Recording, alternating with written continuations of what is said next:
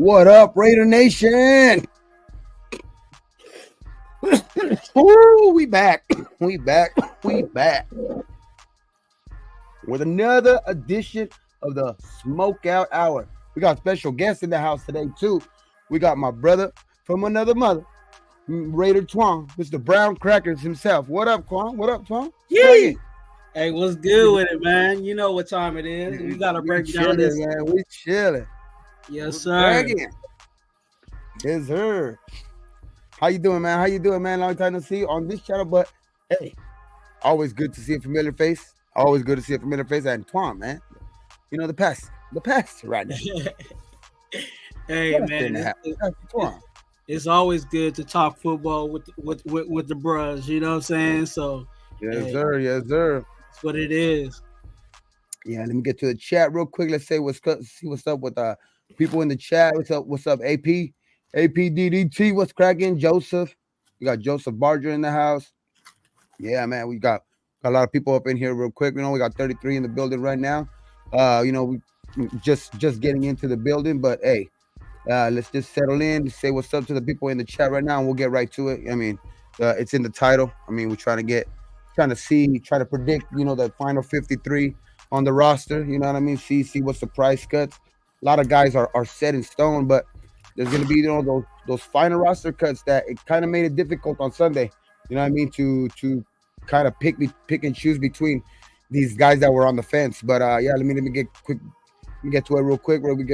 This the chat. El Jefe Raider, Natural Born Raider Podcast. Richard C in the building. Ray Love, Sam Tonka. Salute to everybody, man. Yes, sir. Daniel Berry was cracking. Anthony Estrada. My 2 cents. What up? All eyes. Yes, sir. Bushido Brown. What's cracking, man? We got CH Barcelo. Oh, I think I got that right. Arkham. What up, Arkham? John B. Real Talk Raider Nation. What's up? Everybody, man. Everybody, thank you guys for being here. Sure, the 42 up in the building. Just getting up in here. But yeah, we're gonna get right to it, man. Twuan, so how you think, man? How did you see Sunday's game, man? I know I wasn't Saturday's game, Friday's game, actually. Damn, man, I've been on a boat all weekend. Forgive me. I mean, I've been on a boat all fucking damn weekend, so I'm losing track of time. But I did see the game. I did get to see the game. You know what I mean? I got to see it from my damn phone, but I got to see it. You know what I mean? And it's just some guys for sure, popped out on screen for sure, man. But what do you think, man? What do you think about Friday's game? And to what you were saying, man, it was about time, man. I was hoping that some of these guys would actually make a name for themselves. The preseason is a time, I always talk about it, when the combine comes up, but this is another time where, this is your opportunity to make your money. You know what I'm saying? Especially for some of these guys that are undrafted, low drafted, whatever the situation may be. They know what's going on. They know they're on the bubble. They know how many people are for surely going to make this team and how many people in their room, that there might be a spot for. And all 3 of those games, you gotta get your name called, and not just in a bad way, but in a good way. Last game, to be honest with you, I was very positive about it in the sense of who was playing. The Niners decided that they wanted to have their starters out there. We pretty much had our bottom of the barrel, our third stringers and our fourth stringers out there. Yeah, and none of our even second stringers were out there. Yeah, exactly. And it came out to a tie game. Like it should have been. I'm not, as much as I'm a Raider fan, sometimes I got to take off the Raider cap and be real about it. It should have been a blowout. You're telling me their starters were out there, and they it wasn't just one series. They had multiple series. And I also, I think what was the first series that they came out, we pushed them to 3. They didn't even punch in 7. So stuff like that is positive. Picking off Purdy too. Yeah. Chris Smith Jr., a guy that was kind of trying to make the team. That was nice too. That was for sure nice. Yeah, I like that one. So there's some positives there. Of course, we can we can always complain and be negative about certain things, but like I said, like there were some guys that actually made their money, and that's ultimately what I'm hopeful about these guys. You know, the guys that are on the bubble.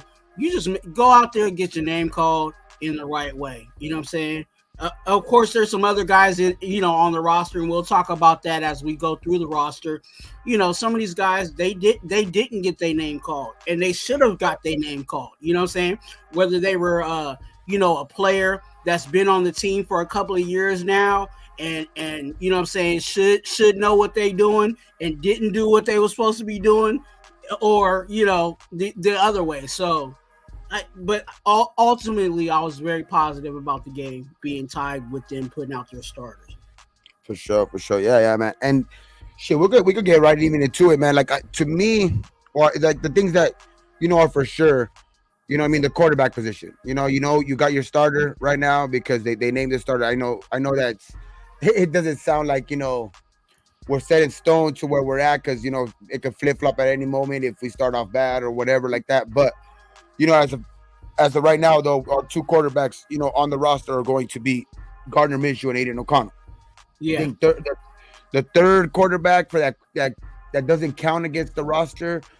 That's the kind of the I don't know, man. I don't know who's gonna get that third spot, but to me, I kind of like what Bradley showed on Saturday, on Friday. I like what Bradley showed. You know what I mean? The connection with him and. You know what I mean? And Tyreek McAllister, you know what I mean? That was pretty cool. You know what I mean? And he was showing some grit out there, man. He was taking, I know on one of those goal line situations, they didn't score, but you could tell he was taking control of the offense. You know what I mean? He was out there taking control of the offense, trying to, getting them around. So I like that about him. And then especially, he's young. He's an undrafted guy. I think AP likes those type of guys. I think they might give him the nod over Peterman. I just think that Peterman's been here in and out. And I just think the Anthony Brown situation where, the way he looked in that second preseason game, they had no, I kind of like, he kind of put himself in a corner where they made a move just to push Bradley this weekend, kind of. That was kind of what it seemed like to me. But I think Bradley's kind of secure in that position. What do you think? So you have him secure in what position again? I'm sorry, my Bradley. Okay. Oh shit! Like, what is this right here? Look at my nephew right here. So I guess they voted that rule today. See, I was telling you, I barely got back into town today. Quarterback. So from my understanding, the NFLPA voted to overturn the rule to emergency QB now counts against the 53, if I heard right. So that might mean. The thing right there is that, see, now if they hold that third quarterback, which I kind of think they do just because of the situation that we're in. So I think that we're one of the teams that might carry the three quarterbacks. And that's just going to be, you see, now with that, I'm going to have to look at my rest of my list that I made right here and see who's going to have to be cut out. Because if that's going to count, which I do think that they're going to carry that third quarterback, and if it counts against the 53, one of these guys can maybe now looking, was looking in for me, but now is on the outside looking in. So, okay, for sure. So that's interesting. To be honest with you, I was and I'm kind of agreeing with you in the sense of Carter Bradley. I liked what Carter Bradley brought to the table. You could tell that he was, he was managing. You know what I'm saying? He was really that signal caller.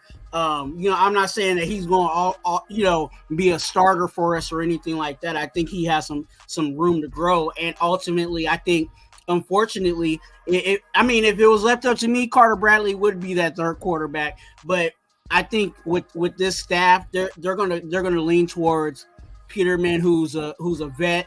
You know what I'm saying? That's been in the league for a minute. That's also been in this offense for a while.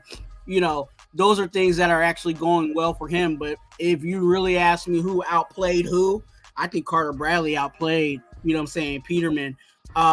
With this situation, I'm going to disagree with you in the sense of carrying three quarterbacks. I think they might just carry just two, and it's going to be, Minshew and AOC. And then, they might try to put those guys on the practice squad, Peterman and Carter Bradley. But I don't think they're going to be too heartbroken if someone decides to take Peterman off with the practice squad. You know what I'm saying?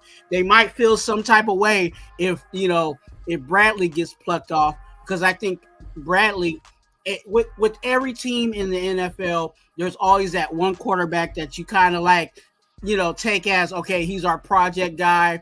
We're going to try to stash him. Maybe he'll groom into a starter or possibly a really solid backup for us on cheap, on a cheap account.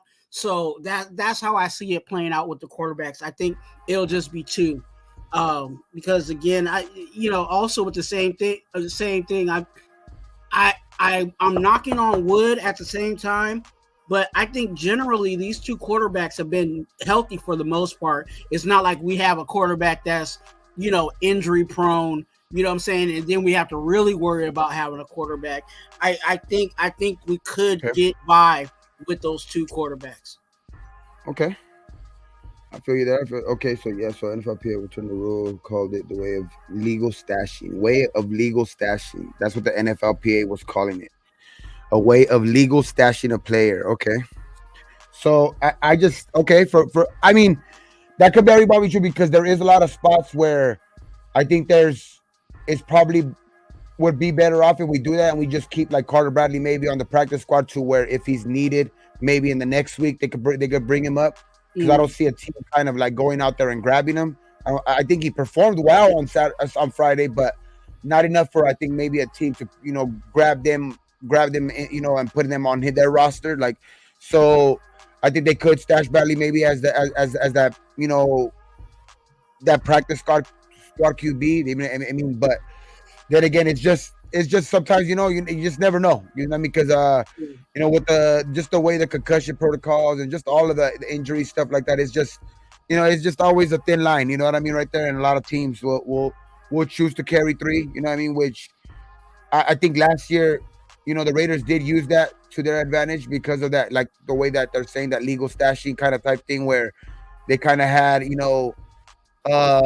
that's the reason why they were able to give Hoyer a damn contract, you know what I mean, and just stash him back there, you know what I mean. So I mean, I don't know, I don't disagree with the rule, but I just think that it's hopefully they make the right decision, because it's tough, with all the injury stuff like nowadays, all the injury, just the protocols and all of that stuff. So, but I tend to, I'll probably might change my mind on that a little bit. Yeah, I'll agree with that. Maybe two, and keep one guy on the practice squad just in case, and maybe call him up the next week, but keep him ready though. Keep him ready on the practice squad. But Peterman, just I don't know, man.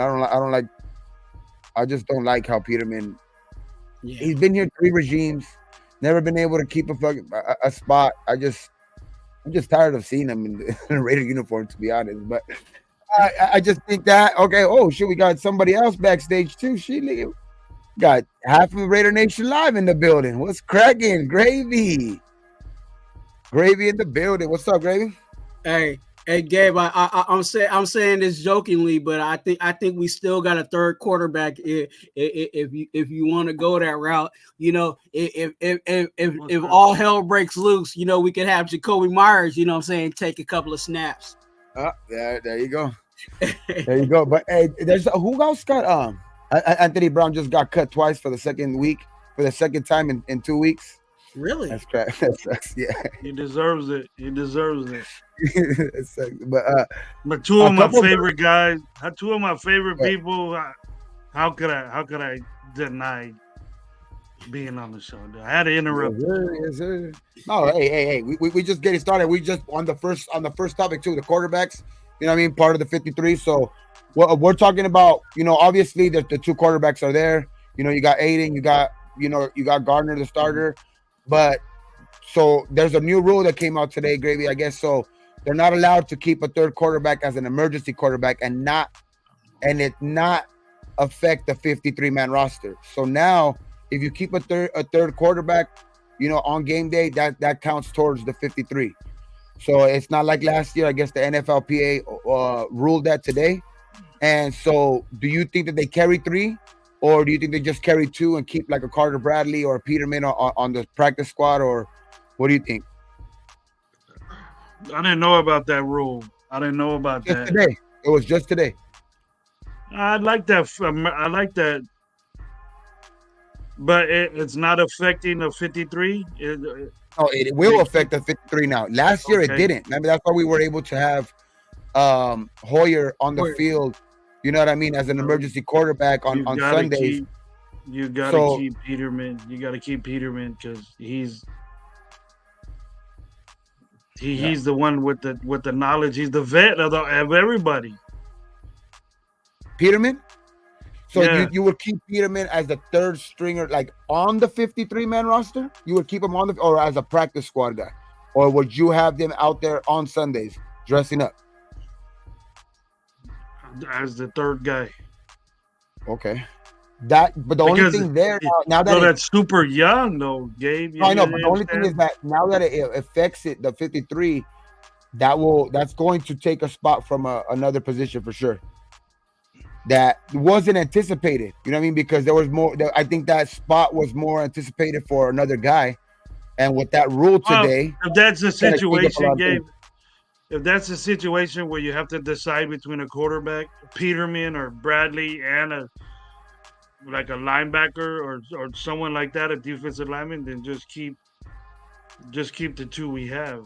You know what I mean? Because those guys that are on the fringe, I think are like a guy in, like Wilkerson, like McAllister. He broke out, but he's going to be on that fringe. You know what I mean? That's why he was out there so much on Friday. You know what I mean? There's Zach Gentry. There's Cole Fotheringham. Like these are the guys that are kind of like on that fence. So it's keeping either a third quarterback like that or choosing to keep him maybe on the practice squad and still giving one of those guys a spot, or you're possibly taking a spot from one of those guys because you're choosing to keep that third quarterback. That's why I'm more into just keeping two quarterbacks, because I feel like there's so much other talent. You know what I'm saying? Like I'm looking more on the defensive side. There's some talent that, you know what I'm saying, technically you probably cover. I'm just going to say as an example, you only have 3 linebackers, but there's that one linebacker that I'm like, hey, we got to keep him because he'll get snatched. And I think he's, so I'm like I said, I'm fine with having 2 quarterbacks in the sake of having an extra spot for somebody, you know what I'm saying, in another room. Okay. Me too. So there we go. Okay, so I would say 2. I would say keep the 2. Like I do kind of like because of that new rule, just because of like that did make a big difference to me, because I was thinking of, keeping that third guy as Carter Bradley. You know what I mean? That emergency quarterback as Carter Bradley.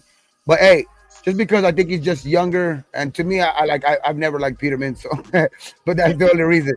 But and let's be honest, Gabe, and I know you're trying to move on, but let's be honest. If we cut Peterman, who's actually gonna pick him up? For sure. That's why I'm saying, like, I think either one of these guys you could probably stash on the practice squad. I just think if you have to. Not even on the practice squad. Like if we let him like completely go, who's gonna actually pick up Peterman?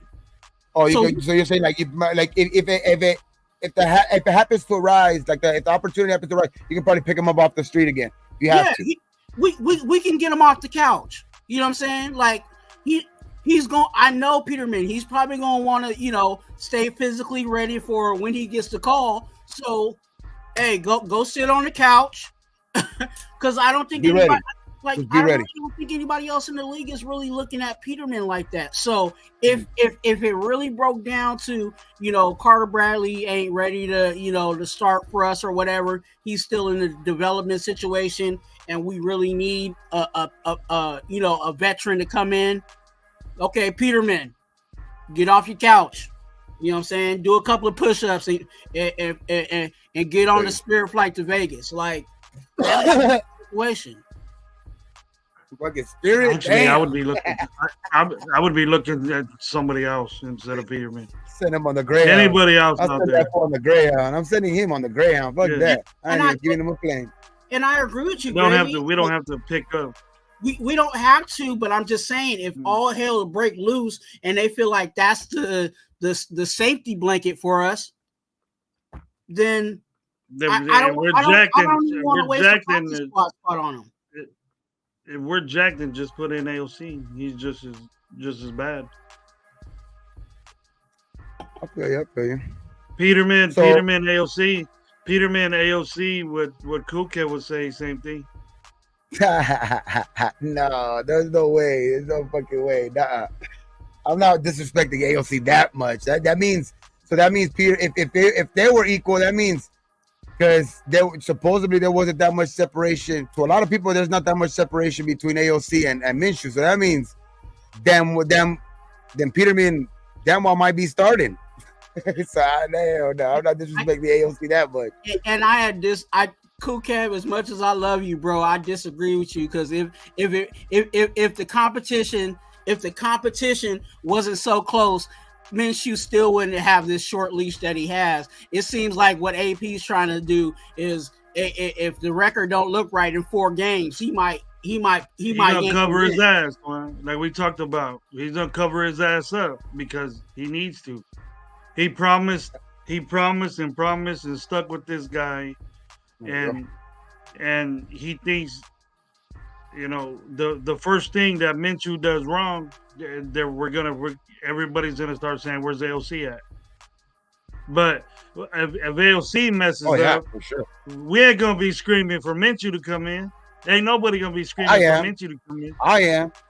Shit. I am because if any of these motherfuckers is struggling, if anybody is struggling, like say like Minshew has a couple games where they're good, but then he has a couple games where he's looking bad, I'm gonna be the first one to be like, hey, put in AOC. And if AOC has a couple games where he looks good and then he start looking bad, I'm gonna be like, hey, put fucking what's his name back in, because it's just, I mean, the consistency is going to be like, because I think these guys we're too close together. Like that's the way it seems. You know what I mean? Like as far as the way they make it seem, like.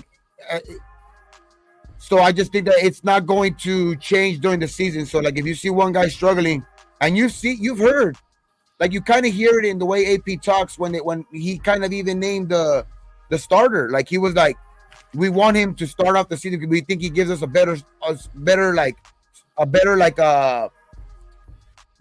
opportunity to get us off the like, better to a quick start. So, but that's why he doesn't say like, oh, like, because there's plenty of opportunities where you'll hear a coach like, oh, he's our starter. You know what I mean? He's going to be our starter for the season unless something happens. Like he kind of leaves it open already from now. Like he's saying he gives us a better opportunity to start off the season, but you could tell like he's not. He's directly kind of like, directly or indirectly or whatever, however you want to see it. But he's making a point there that like at any point this could change. Yeah, if it's not a quick start. He's not sold on it. He wouldn't do that if he would have named AOC the starter. I guarantee that, bro. I guarantee that he wouldn't be saying that shit. He wouldn't say that. I mean, why is Minshew such on a short leash when he won the competition? There shouldn't be no debate. It's because I don't think we don't know the parameters of the competition. Like, was it that close that, like you're saying that he might not have said that if AOC, but who knows, bro? Like that's why I'm saying like it's so close in the competition, and that's why I think that's the way they saw it, to where it's anybody. Like if you struggle, we're gonna go to the next guy. We're gonna go to the best guy that gives us the best opportunity to win at that given time. You know what I mean? So I just think that's the direction that they're trying to go in. Is like if you're playing bad, bro, we're gonna go to this guy. If you're playing bad, we're gonna go back to this guy. So it's like I just think I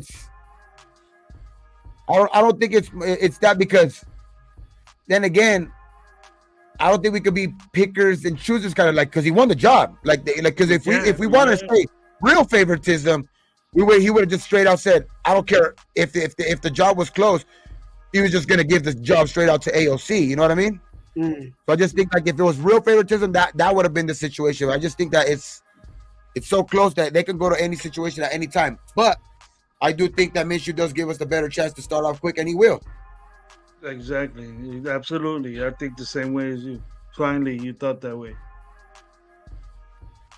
But that's what I would say 2 quarterbacks. So 2, And then now the running back position, which that one's, I mean, some people will kind of say maybe It's easy. it's You're like doing 53. You're doing the I think it's easy for 53 me too. up the rumper. Okay, I see you. I Yeah. see what you guys are going and everything. So right there on the outs for quarterbacks, so we keep I would say two, Garden and Aiden, and then on the out looking in maybe Carter Bradley and Nathan Peterman. Right. So two so far. We got two on our roster. So our running backs for me, I'll say Zamir, of course.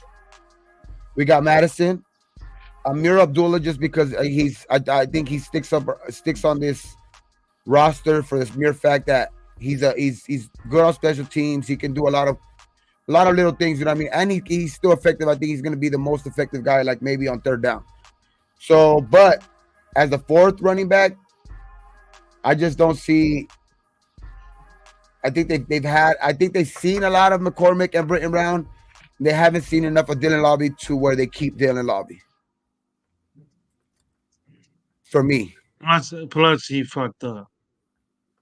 Yeah, I just think that they want. I think they might want to see a little bit more because he's this year's draft pick, and I don't think that Sincere or Britton Brown separated themselves enough.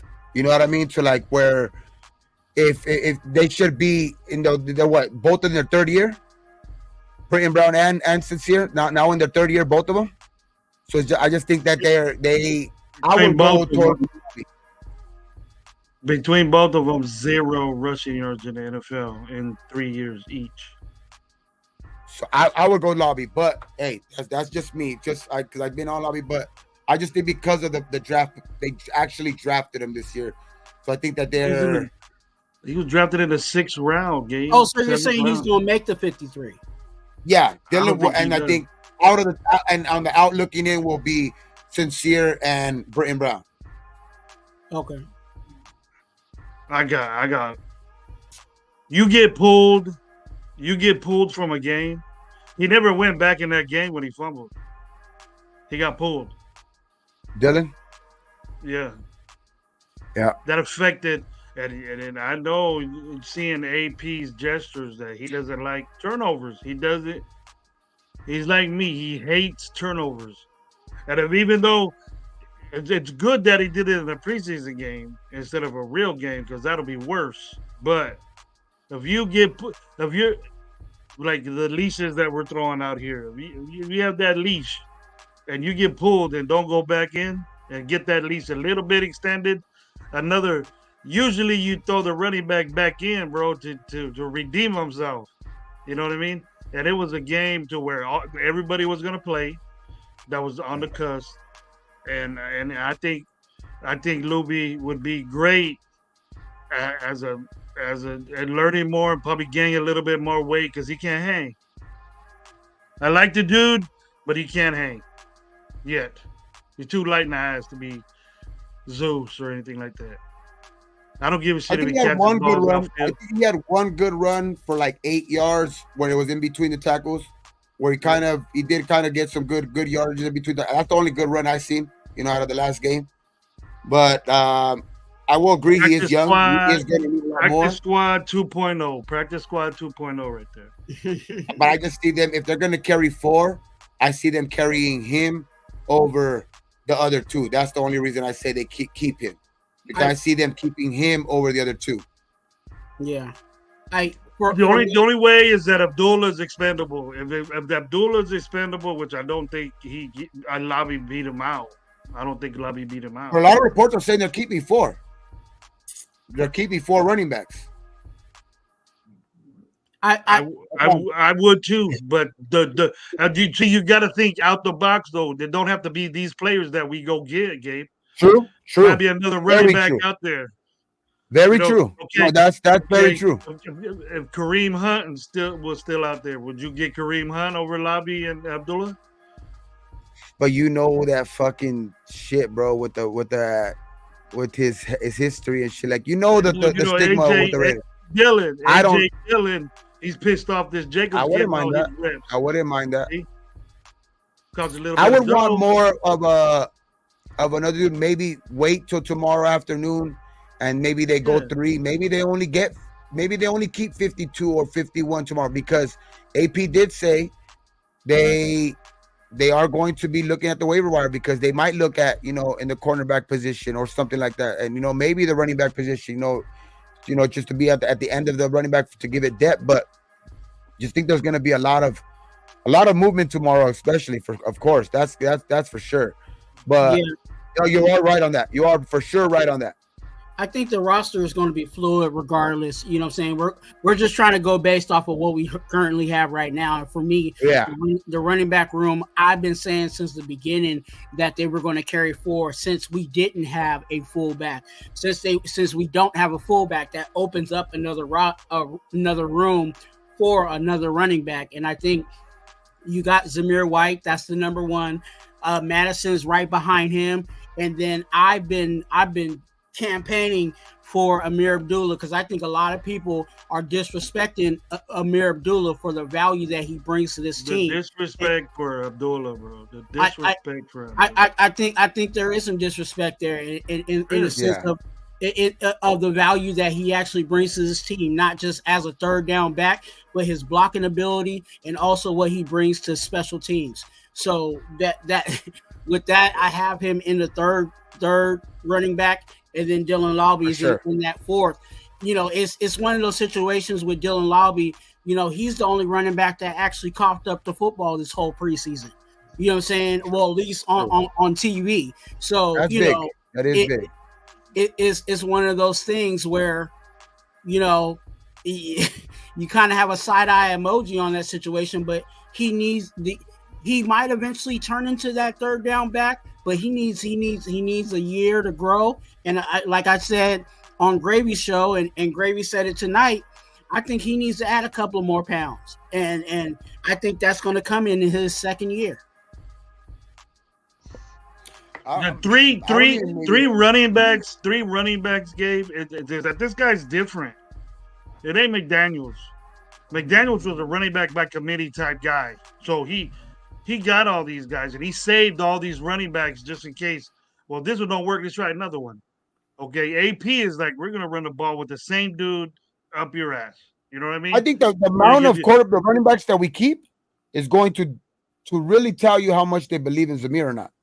Yes, that's what I'm trying to get at. That's it. We keep three NFL decorated running backs. You know what I mean? And you could have one of these other guys, two guys that you've been saving for 3 years, which I wouldn't do. And then you got then you got Lobby over there that's perfect for the practice squad. And then you could activate him and take him off, save him. Because I'm tired of the non-production. I'm tired of the non-production that these two other guys constantly do, and people say that they're the second coming of this. At least, even though he fumbled and he was holding the ball wrong and things like that, you could teach that. You can't out-teach fumbleitis, but you can change your weight, get stronger, the way you position yourself when you run. He could do things like that he didn't learn in New Hampshire. His inexperience and big-time football collegiately showed that day how he holds the football. How he turns his body, but he looked great in shorts and no pads on. He looked great, quick, and all this. People were talking about, but what happened when he and you can't tell me, oh, it's just one fumble. No, that's unexcusable. You cannot do that in NFL. It equals points in NFL, almost guaranteed. 90% of turnovers end up to be points for that team that recovers that turnover. All right. So you can't do that.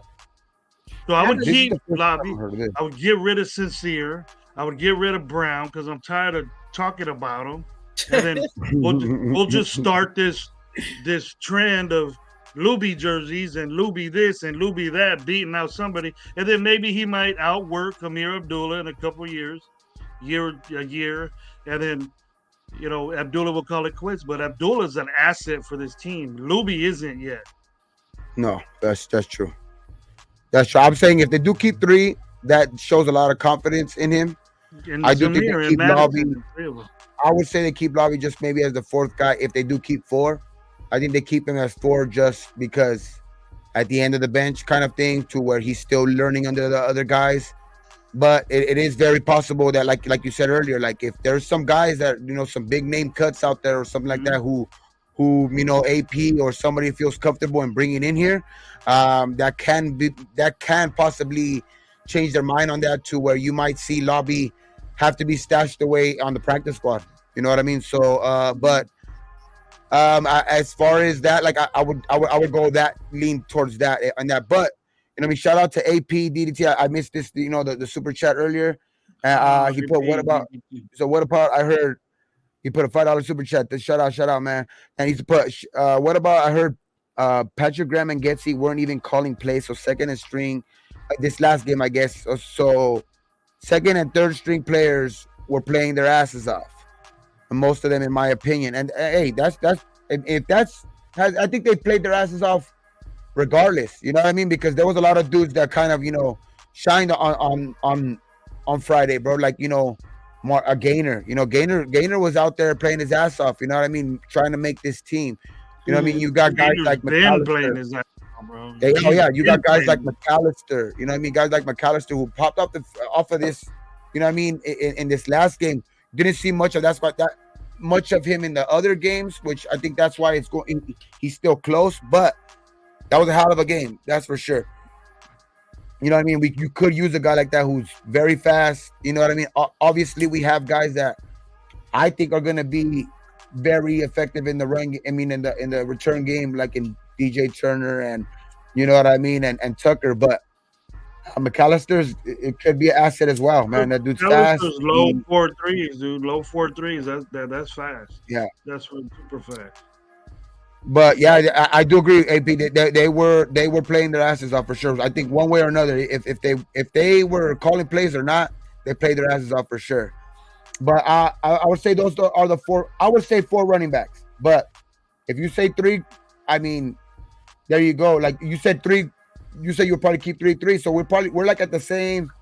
Active roster 3, Gabe, and then Luby will be on the practice squad. I'm done with Sincere. And with quarterbacks, you said what? With quarterbacks, you said 2. 2? Okay. So all right. So I'm at 6. You're at 5. I know. You what do you think, Twuan? You say 4 or 3? No, I'm still at 4. I'm still at 4. 4. Okay. So we both at 6. 6 guys so far on ours, and you go 5 on Gravy. So next, we'll go to the wide receivers, man. This is going to be kind of hard because there is guys out there. I think there's 2 tough ones, maybe 3 guys on tough ones that are going to be towards the end, which we just talked about one in Tyreek McAllister. You know what I mean? Because you got Christian Wilkerson who played good this preseason as well. Even in camp, you seen him making some great catches. You seen that dude mossing 2 guys on the at the Allegiant practice the other night. You know what I mean? That I know McAllister. I mean, Christian Wilkerson's been playing good. Jalen Guyton was kind of hampered by a little bit of injuries, but the dude is, you could tell he runs crisp routes. You know what I mean? I like Jalen Guyton. That dude's he's a good route runner, bro. I think it's gonna be tough between him and then also that guy Ramel Keaton. He's a big, taller wide receiver. I think that's a guy that is for sure probably going to hit the practice squad, but he's a guy to keep an eye out. You know what I mean? If any of these guys seems to, maybe go down or whatever, but I would say the 6 that the Raiders are going to keep that wide receiver, and the 6 that I would say are Devontae, Jacoby, Trey Tucker, DJ Turner for sure. Those are the 4. And I would say I would round it off with the other 2 with Christian Wilkerson. And then between Jalen Guyton and Tyreek McAllister, I mean, I like Tyreek McAllister, what he did in this last game. Jalen Guyton runs some good-ass routes, though. But I will take Tyreek McAllister just because of that speed. McAllister could be just a special teams guy on the 53, too, Gabe. The only thing is, though, like with the 53, there's only really 3 special teams guys that are out there, right? Like the 3 special teams guys that are kind of like, if you look at the way the other rosters by numbers, like obviously they're gonna be the special team guys are going to be grabbed from all of these positions, but I think Tyreek McAllister would be, I think, just a special team guys if we didn't have Trey Tucker or DJ Turner. But he's already going to have a tough time making the first team in that situation too. You know what I mean? So like I think he makes it as that sixth receiver, as the actual sixth receiver, just because in case they need to use him in the kicking game. But I think for sure they're going to have to use a roster spot for him and not designate him as just a kick returner, because we have Trey Tucker and DJ Turner, because those guys are going to be more like first and second string in those. So you're never going to keep a third string kickoff returner. You know what I mean? Or a punt returner. You wouldn't want to keep those. I mean, DJ Turner, pure wide receivers, as receivers, and add them to that six. I think DJ. I like Gayton too. I like Gayton too. I like Gayton. I also I like what Keaton did, because you said he was a big long receiver, but Wilkerson's the same guy as Keaton is. Keaton just made better catches. That one-handed catch was great. You got to do that consistently, though. We've seen Wilkerson do that, so Wilkerson's in I think I just think this is me though. I think they could very well keep 7. They could very well keep 7, because I have them keeping 4 tight ends, but they could very well keep 3 tight ends and keep 7 receivers. You know what I mean? So it's like it's just where I think they want to go. And I'll speak on the tight ends why I think they're going to keep 4 tight ends, but I think Jalen Guyan for me would be like the one guy like on the outside maybe looking in, because I think Tyreek McAllister probably played himself into a roster spot on Friday, maybe. I think returning in special teams. I don't think he's gonna get me. Okay. Look, he had a good game. I respect that, and he got that little pass for. I thought the dude was a running back. Got a running back number, So yeah, no, I feel you. I knew he was on the roster. I knew he's been around there, but I didn't expect him to have a game like that. He shined the day that he should have. He took a lot of light from some people, and that was great. Yes, he so did. I think he played his way into the roster spot, or you could keep him on the. I think people start looking at his speed and what he can do. It doesn't take one game as far as coaches. You can have one badass game, Gabe, and then fall off the next. For sure. Fall off the next couple of weeks, and you don't want to disappear. The only thing is that the only 3 designated special teams positions, and I'll get these 3 out of the way right now, are Bobenmeyer, AJ Cole, and Carlson. I disagree with you, Gabe. Those are 3 guys that we know we got. Carlson should be on the practice squad, bro. But that's what I'm saying. Those are the only 3 guys really, because if you go by the rest of the like positions, how it's broken down, it's going to be hard to take away and like add and just basically designate him only as a returner. You know what I mean? So they're going to have to stick him in one position group. That's the thing I'm saying. Like they're going to have to stick him in some position group, and it might have to. That might cause why they keep him instead of Jalen Guyan if they keep 6. That's only me saying if they keep 6. But if they keep 7, for sure, I think Guyan sticks around. But I think that they keep 6, so that's why I'm going with him as the last receiver. He was doing running back shit. So what if he's your 4th running back? You know what I mean? He's one of them. He's one of them guys. I don't know why I'm talking about I mean, because those are the guys that are most of the guys that are going to get the pub right now, because I think there's certain guys that are set in stone. Like we know the guys that are going to make the team. They're kind of, you know what I mean? Like the Max Crosby's, the Wilkins, the DAs, the guys that are kind of set in stone. Those guys, are the guys that are tomorrow are going to either have a new career, dog, or still have to pack their bags and keep looking. You know what I mean? Yeah. So it's like that guy could have played himself into, a good little, actually like some security for this year. You know what I mean? It's just they got a little package for McAllister in there. He's a special dude. So I think so. He's tough kid. Go ahead, Twuan. I'm sorry. As much as I like, and I'll tell you, Gabe and Gravy. I'm taking 5. I'm really taking 5 at wide receiver. Okay. DA, Jacoby, Trey Tucker, DJ, and I'm taking Wilkerson. And the reason why I'm taking Wilkerson is because if one of those top guys goes down, whether it's Jacoby or DA, you're going to need somebody that can play the premier, outside type of wide receiver. And I think Wilkerson would be one of those guys. Like if Jacoby went down, Wilkerson can be opposite side of DA and still get things done. Now you could say, put Trey out there, but to be honest with you, I see Trey more of a slot situation, than anything else. And I think Wilkerson has a bigger body than what Trey brings to the table. So that's why I took Wilkerson in the situation. Yes, I liked, McAllister, yes, I love what he was doing.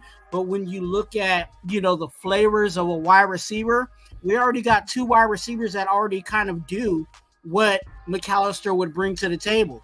DJ Turner does a similar suit as what McAllister brings to the table. Trey Turner, Trey does the same thing. So, that's why I went with the bigger body with Wilkerson. And it seems like Wilkerson, just like Jacoby, it always seems like Wilkerson seems to get open. And I'm all for that too. And I will mention this. I will mention this. We had a guy, a couple back-to-back preseasons, tear it up, bro. You know what I mean? And do you guys remember Atkinson the third? Bro, tore it up in preseason, dog. It's just sometimes you're showcasing that for another team, especially when, like you say, there is guys with that type of skill set. So that could be the situation. But I do like what he showed on. I just like his I know he's experienced. He comes from I think, was he in the USFL? Was he I think he was in the USFL or something like that. That they Canadian. He was Canadian. McAllister was Canadian. He was the leading return guy over there, right? Like he was like the leading guy over there or something like that. Like he led the league and returned and all of that shit over there. And he's speedy. And I will say that it's very close between him and Guyton in my 6th anyway. You know what I mean? I will say 6, but it's very close for me and that Guyton and him because Guyton has the experience. Telesco did bring him over. You know what I mean? So it's like I don't know. And it all depends on what Getz he feels more comfortable having back there. A veteran, a guy that has more experience, maybe like in Guyton who's been around more, or McAllister who has, he kind of maybe has, like you said, guys with that skill set. But I do like McAllister for sure. Look at Raider Pete already. Let's see. Doing his 2.0 shit. 2.0 shit already. He ain't even close to Cordell Patterson, dude. See what we do? You see what we fucking do?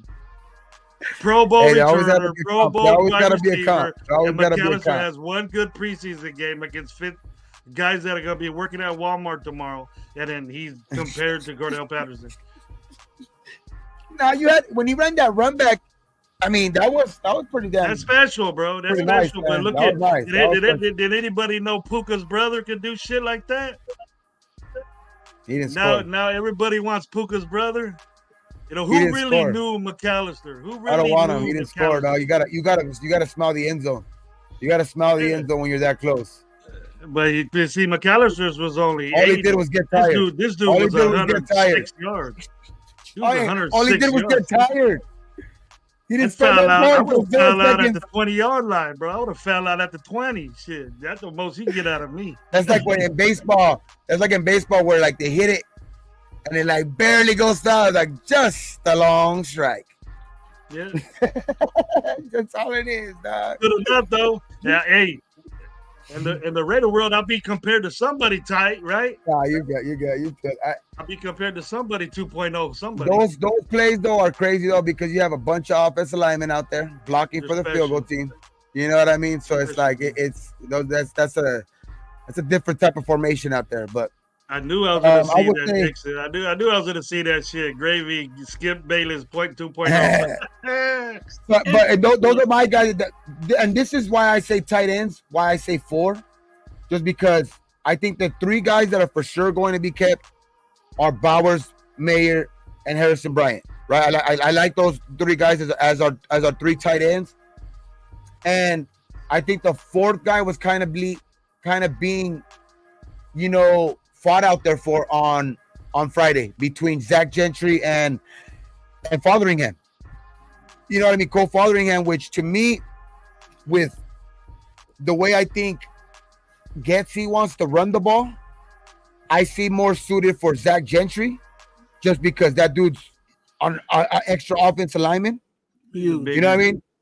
Like he's just a big ass off, like almost extra lineman, and he could go out there for a pass. You've seen that on Friday. He went out there, caught a ball. You know what I mean? And it's just, I think they keep Zach Gentry. A lot of people are saying Cole Fotheringham, but I would lean towards Zach Gentry. And that's why I say 6 instead of 7 in the receivers, because I think that you keep 4 tight ends. You're overloading on 7 receivers, Gabe. That's too much. That's why I say 6. Unless they're great special teamers, then you're just going that way, And I'm with you on 4 tight ends too. I think actually I would keep the 3 best. Why Fotheringham ain't better than Bryant. Gentry ain't better than Fotheringham. So get rid of Fotheringham and Gentry. And then you already put Bowers and Mayer at fullback. So they're kind of your all around. And if we go in a situation to where we have 2 tight ends, then that's just extra weapons. You know what I mean? Extra weapons. But you're gonna take one of our speedy guys like Tucker and DJ away. But would you do that? Yeah. In certain situations. Mayer's kind of a liability compared to Tucker and DJ, because he's big, he's strong, he can do whatever tight end wise, but is he receiver wise like Tucker and the other guys? That's the way you got to look at it. To me, but I would either go the 3 best you got is enough, and 2 of them are going to be out there most of the time. So that's for sure. I mean, Michael Mayer should be that blocker anyway, but Gentry is, I think he just, if you're going to use some double tight ends on, in the goal line, you know what I mean? And the 2 guys that I think that you line up out there with all those offensive linemen are Mayer and Gentry, you know what I mean? And you got 7. I'll throw all 3 of them motherfuckers out there. I'll throw all 3 of them out there. Shit. So it's like, I mean, but those are the 4 guys. I would just say 4, just because I think that we keep 4. Is it because you got to think football wise? Fotheringham, he's a name for the Raiders. Or did he really show you? He's hardly ever in real games. He might be a good special teams player. See, that's the thing. We don't know if these guys are great or average special team players. You know what I mean? We don't know that. We don't got a guy sitting there saying, well, this special teams guy, you know what I mean? It'll be good to have those, but I put him in the same boat as McAllister. Maybe Fotheringham is a great special teams guy that he needs to be on the roster. Who is Fotheringham? Whatever fucking name is. I don't know. If I can't say it, I just like do lobby. I think you do. But if I can't say your name right, you ain't playing. And hey, true. If you can't remember his fucking name, shit. Hey, no, Gravy. What do you think? What do you think, Twua? Why waste the material? Why waste the material on the jersey if you can't? I was doing a play-by-play number 36, number 32. McAllister, I seen it because I couldn't see his name because his dreads. And I said, "Oh, McAllister." I remember seeing him as a running back, but he was a receiver, I guess. I got 4 tight end, and I'm rolling with you, Gabe. I'm with Bowers, Mayer, Bryant, and Gentry. I think we need 2 blocking tight ends. I think the reason why Fotheringham's not going to make it is because I see him more of a receiving tight end, and I think we have enough pass catchers in the tight end room that we don't really need. You know what I'm saying? A guy that's like the catching type of tight end. We're gonna be trying to run the ball, and I think Gentry fits that. You know what I'm saying, with his big frame, and you need a backup. You know what I'm saying? We know Harrison Bryant's going to be more of that blocking too. You know what I'm saying? Tight end in certain situations, but you need someone to. Hey, if he needs to get taped up or something, we need someone to go in there like Gentry to carry that through. And both of those guys are vets too. You know what I'm saying? Bryant's a vet and Gentry's also a vet. So I think that works well for the 2 younger guys that are on the top end of the tight end room. Yeah, like if they keep 3, there's no way I think you keep Fotheringham, because if you want a pass catcher, you don't keep him over Harrison Bryant. If you want a blocker, I still don't think you keep Gentry over Harrison Bryant. So I think the top 3 would for sure be those 3 guys. You know what I mean? Because I think Harrison Bryant on a lot of other teams would be either a number 2 guy, tight end, or on some teams even a number 1. So, but on some, you know what I mean? Not many probably, but I think he's a very good backup tight end or whatever on a lot of teams. But I just think that the last 2 years we've gone out, second round high guy, a guy that was supposed to be slated to be picked in the first round in Mayer, and then we went out this year again in first round and got Bowers, which I think that's why you kind of forget a little bit about Harrison Bryant. But that dude's he's very effective. He's been very effective in this league, already. So I like Harrison Bryant as our 3rd tight end for sure. It's that 4th tight end that it's going to be on the fringe too, because it all depends on which direction they want to go. But if they go blocking tight end, which I think that's where the way they would go if they keep a 4th, which would be Gentry for me. And then Fotheringham goes into practice squad, he ain't gonna be there that long. Yeah, I think that might be the option too. Is Fotheringham going to practice squad? Yeah, he won't be there that long. Someone will pick him up. He'll probably go back where he's from. Is he from Pittsburgh? I'm not. We got him from Pittsburgh. Or I don't even know, bro. To be honest. Well, if you don't know, then why keep him? For real. Hey, like you said earlier, you can't even remember his name. So, okay. And now we go to the position. Gravy's favorite. We're going to Gravy's favorite position, the offensive lineman. Mm-hmm. So, I would go. I'm going 9. 9. Good. I'm going 9.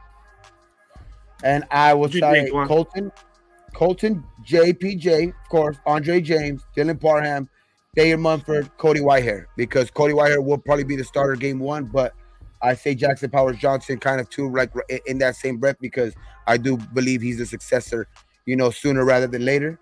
So those are the first 6. Then you got to go Andres Pete, you know what I mean? DJ Glaze, who's showed out this in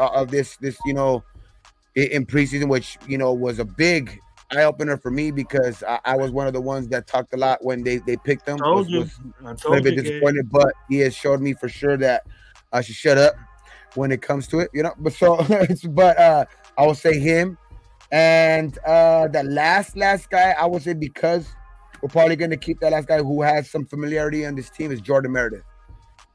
Will be the round out the 9 for me. Okay. Well, you're I say Pete. You said Andreas Pete. Okay. Okay, I got Colton that left always until Colton had left, white hair, until JPJ can dominate white hair and take over that job Sure, 100%. for sure. Okay, but I haven't got my second string yet. I got James, and then you gotta have somebody backing him up, so that one guy's gonna back up. That's part of the 9. Okay, who's James' Has backup? Cody? Has Cody? Oh well, we have. Who's James? Is going to be probably Dylan. Dylan has played center in this league before. He played 2 games. He started 2 games in his rookie season. We actually got a few people that played center before. And Cody, right? Cody Whitehair too, right? Let's say we keep Parham and Parham could do it. Okay, or JPJ, but I'm not putting JPJ at nothing until I see the dude. Oh So yeah, he's healthy. PJ too. You know, Best center in college though. He was the best center in college. but Just he's hurt saying. right now. He's hurt right No, now in I'm the saying, pros, Gabe. all I'm saying is that, like, if you were like, and I'm saying when they're both healthy, of course, yeah. No, you're right. You're totally right on that. Of course, when they're healthy, that's the biggest question. But if they're both healthy, and say at a point, Andre James goes down a little bit, you know what I mean, gets nicked up, who would you feel more comfortable if they're all out there? Dylan Parham, James, and JPJ. Who out of those 3? And if the starter goes down, who are the other 2 for the other 2 guys? Are you comfortable playing at that? JPJ just played that last season, not in the pros, but he just played that last season. But Parham has taken snaps in the pros at center. So who will you feel more comfortable, taking At those snaps center? as a backup? The center, Yeah. it's Parham. You feel more comfortable with Parham, even though he's more removed from it? Well, he's our starting right guard right now, bro. Oh, Who's no, gonna I'm play saying right no, guard? yeah, for sure, yeah. Right now, that's what I'm saying. If they're all out there, who are you? Because this is our idea is that we want JPJ to be that successor. So if he does become that guy, who are you more comfortable if James goes down, going to get that, taking snaps at center? Whoever James's backup is at this time at center. Oh, I don't even know who's the backup center, to be honest. Didn't Meredith play center? I think so too. Meredith has played center too. And so we got JPJ, we got Pete, we got Glaze. Glaze ain't going nowhere. 1, 2. I even think Whitehair played center before, huh? Okay, but man, look at this. We're talking about just the games that we've seen. I seen Wagner in there, and I know that the kid needs to develop, but with offensive linemen, there's more development. This dude is massive. Did you know a couple of plays when I was doing the play-by-play? I seen this guy pull, and it didn't look like anybody wanted a piece of this dude. He's Just big, like bro. Visually Yes. looking at him. The thing is, And he can move because he can move. Yeah, but he can't get out the way, bro. He can't. He's not as Oh, he's not as man. fast as Zamir or any of these running backs, but he needs to develop that. He needs to pick where he's gonna go and get out the freaking way. The development of him with his footwork, I heard his footwork was really, really bad. I didn't see it that bad, but I'll throw. The thing is, will they be able to stash him on the practice squad again? Because I think I've seen improvement in him. I've seen improvement for sure in him. You know what I mean? Because last year we didn't even get to see him. I don't think, because they never even called, or maybe he was out there, but they never even called his name. You know what I mean? It's like he was injured. you've seen improvement. He was Well, so injured you think that would they be able to stash him on the practice squad again though? I think he's Without on a the team taking roster as an offensive lineman group. That's my 9th guy. Oh, you have him on the team. Oh, Yes. over Meredith or somebody like that. Meredith is my 10th / Oh, you got Maybe. 10 guys. Okay. I got 10 offensive linemen. That's usually what, unless you got a dominant guy, you got a dominant side, Oh, that's surprising. Okay. So you can't. It's different from defensive linemen, Gabe, where you got Tyree, a massive man that could do this and that. with Wagner, all the shit that Tyree has benefits Wagner as an offensive lineman. The long arms, the I just wish there push. was more roster spots I though, wish there because was more. He was can be more tight. physical. He's physical, but he can't move. He just get out the way. But that can be taught. He's doing things that can be taught, and it's just footwork. You know, but I think Okay. he's in there because they can't let a guy like that go because that might end up biting in the ass, us in the ass. It could, Because if we because throw he looks like Meredith he in there, can develop. Because he is it's him, developing. other than like the case, and I fucking hate to bring this name up, Tyree.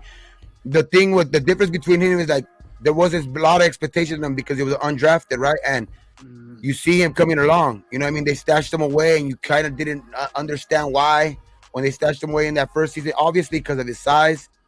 You know, last year, you know, didn't play much. They put him on the injury reserve, so it's like you didn't see much, but you see some improvement enough to where it might come back and bite you in the ass. Is it enough to garner a roster spot? For me, I don't think so, but it's going to be hard maybe to keep him on a roster spot without a team maybe picking him up, a lesser team. And As also, offensive lineman, you can't deny. I'm sorry, Twuan, real quick. You can't deny that size though. You can't as a tackle. that You can't deny that. I mean, You that guys was remember? You remember Kevin Gogan? You guys remember when Kevin Gogan came from Dallas? We have a played for the guy Raiders? almost his exact size on the other side. You know what I mean? So I know how big that motherfucker is. You know what I mean? Yeah, Colton's just as big. You know what I mean? bigger So than it's like, Colton. He's bigger than Colton. they're right there. They're right there. They're neck and neck. You know what I I mean? don't think Colton's 6'8". He's 6'8" and 6'9". 169, 168. They're there. They're right there. That's massive tackles. That's massive. That's massive right there. I would hate to be, go ahead, Twuan. I'm sorry. no. I'm with you on that. I think with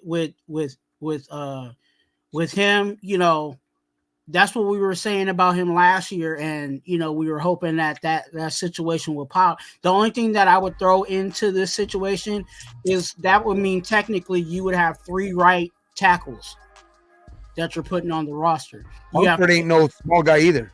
You have Thayer Mumford at right tackle. You have Glaze at right tackle. So are you still taking that third right tackle? Glaze is swing, bro. He can do both. He's that good. Okay. And then you got Pete. Well, Pete and Whitehair are a little bit more.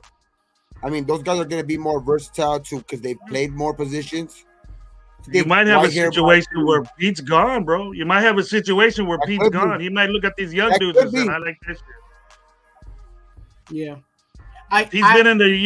Pete's been around for a couple of years. He's decorated. He's older. You know, he did his due with the Saints, and you know, #1 pick and all this, and he's falling off a little bit. We can all tell that. And then if you see a young guy like Glaze, don't give him a shot, and then bye Pete. I'm taking 9. You know what I'm saying? Yeah. I don't know. There, you know, it wouldn't surprise me because, like, on the top of my head, when I was just thinking about how I was saying 10 on each side. You know what I'm saying? 10 on the offensive side, 10 on the defensive side when it comes to the line. But as I look at it, I have 9: Colton, Pete, Glaze, Thayer, Parham, you know, Andre -3,000. We'll see how that works out. JPJ, you know what I'm saying? Whitehair and Meredith. If you're saying that about Pete already, why don't you just leave him off and put Wagner in there? You see, that's not a bad idea because of the potential and the olderness. But then again, you got a guy who's a little bit versatile, who has been, you know what I mean, who can be, and you got some injury concerns with JPJ and Colton. You know what I mean, kind of. So, are you that confident that maybe you can stick Wagner in there and he can hold his own? And left, I would go with Glaze. If Okay. something happens to Colton Miller, I would go with Glaze. Okay. Because That was the draft pick, I think, where they looked at this and say, "Hey, our best offensive lineman is having shoulder problems already," and then that's not good as an offensive lineman. They call it the Baselli effect because Tony Baselli was one of the best tackles in the game. Got some, him, Gabe. He's a Trojan, But the thing is that if you start getting these shoulder problems, you get somebody high as an offensive lineman to take over for him, and it ain't going to be right tackle because Mumford's young, and Mumford is developing, and so is Parham. I just don't think. I don't know if you keep Dalton over Pete, but hey, yeah, if they are going with the youth. They are going with the youth. If they are going with the youth movement, that can be. And then once you get your quarterback, these dudes are ready, and you don't have a problem with offensive line. You got this dude for 5 years, or you got Pete, you got Glaze for 4 years, and if he's just even average on the blind side, then you're cool. Okay, so you say 9 or 10? You say 10, huh? Well, possibility of 10 with possibility, but you think say more getting rid more, of Pete. If we keep Pete, if we get rid of Pete, which probably won't happen. But I'm in fantasy land, and then Wagner would take his spot. Okay. So we all agree, more likely agree with 9 or 10. It just all depends on if I got a grip of extra spots. I got a grip of extra spots for corners and linebackers. Not that many. I'm telling you. We're gonna bring back Hall, huh? It's mounting up. I'm telling you. We're gonna bring back Trayvon Mullen, bro. Look at right here. Defensive lineman. How many do you think they keep? This is just interior defensive lineman. So you got just Christian Wilkins. Interior to tackles, from tackle Christian to the Wilkins is for sure. You got Christian Wilkins. You got John Jenkins, Adam Butler for me, and I say they keep 4. And they've already cut McCall. And I think that last spot is between 3 guys. It's between Byron Young, Matthew Butler, and Nesta Jade Silvera. And I think that the guy that has the most ties with the head coach is going to be the one that stays, and it's going to be Nesta Jade. Mm-hmm. And he improved. So I think it's going to be 4 for me. I don't get. Well, I mean, they did what they needed to do when it came to McCall.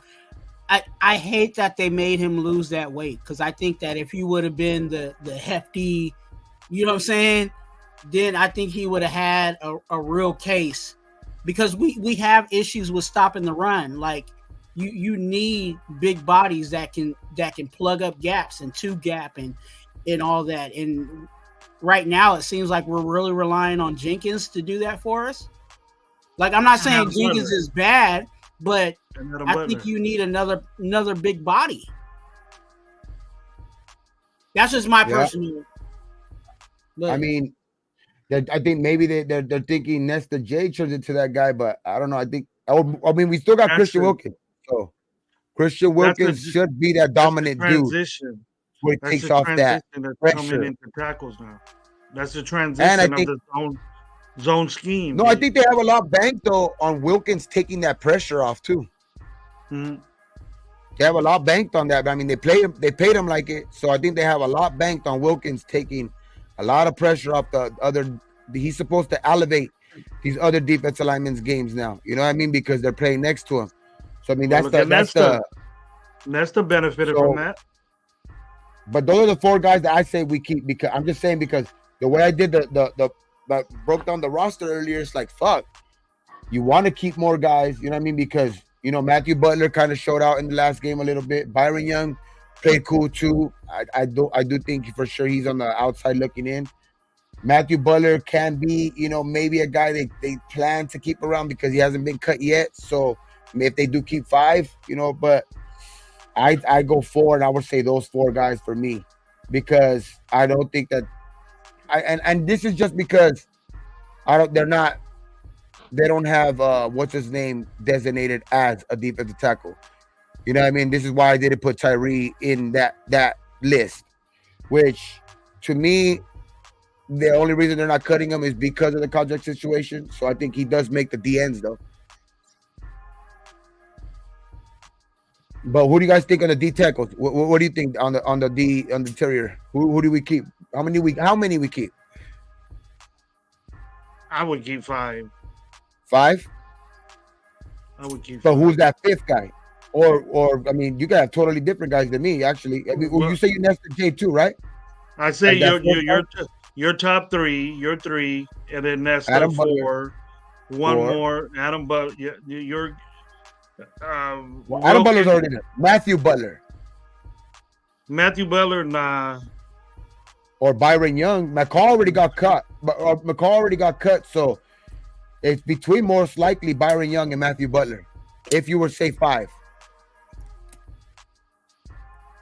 Most likely between those two guys. Because nobody else outplayed them two. Which you've seen kind of, and if you want to go on this last game, I will say probably Matthew Butler. Matt Butler had a better preseason. I put Matthew Butler in there. He's a. But see, Tennessee guy. The reason Twuan that you said the big bodies, those big guys, those Wolforks, Warren Sapp type guys, they have to move now because the zone scheme. Everybody's doing that, and they just can't bulldoze their way through and get the quarterbacks. Our quarterbacks are getting mobile; they're moving to the side. Offensive linemen are moving to the side. That's why your guards are getting lighter. Your tackles are getting long-armed and taller, not real 340-pound tackles. So these guys got to be around 300, maybe 285, 290. That's still a big dude, but if you're like McCall, 340, 360, I was slim McCall. 340 was a slim McCall. You're a biscuit away from being a sumo wrestler, and you want to you ain't gonna make the squad, bro. Those guys are gonna be flushed out the NFL. Those big guys. Unless you're dominant. Maybe he had already lost 40 because he was at 385 and got down to 340. But how did he wear that? Did it affect him? Did it affect his strength? That's the thing. I don't know. That's what Twuan was alluding to, though. Like, because I think that maybe that hurt his game from losing the weight. Maybe he was more effective with that weight on, as in his role. You know what I mean? Because when he was with when he was that weight and playing with the Panthers, I went back and looked at his tape. He was moving people. You know what I'm saying? Like, and that's where I'm like, if they had him on the slim fast shakes, that might have messed up his, you know what I'm saying?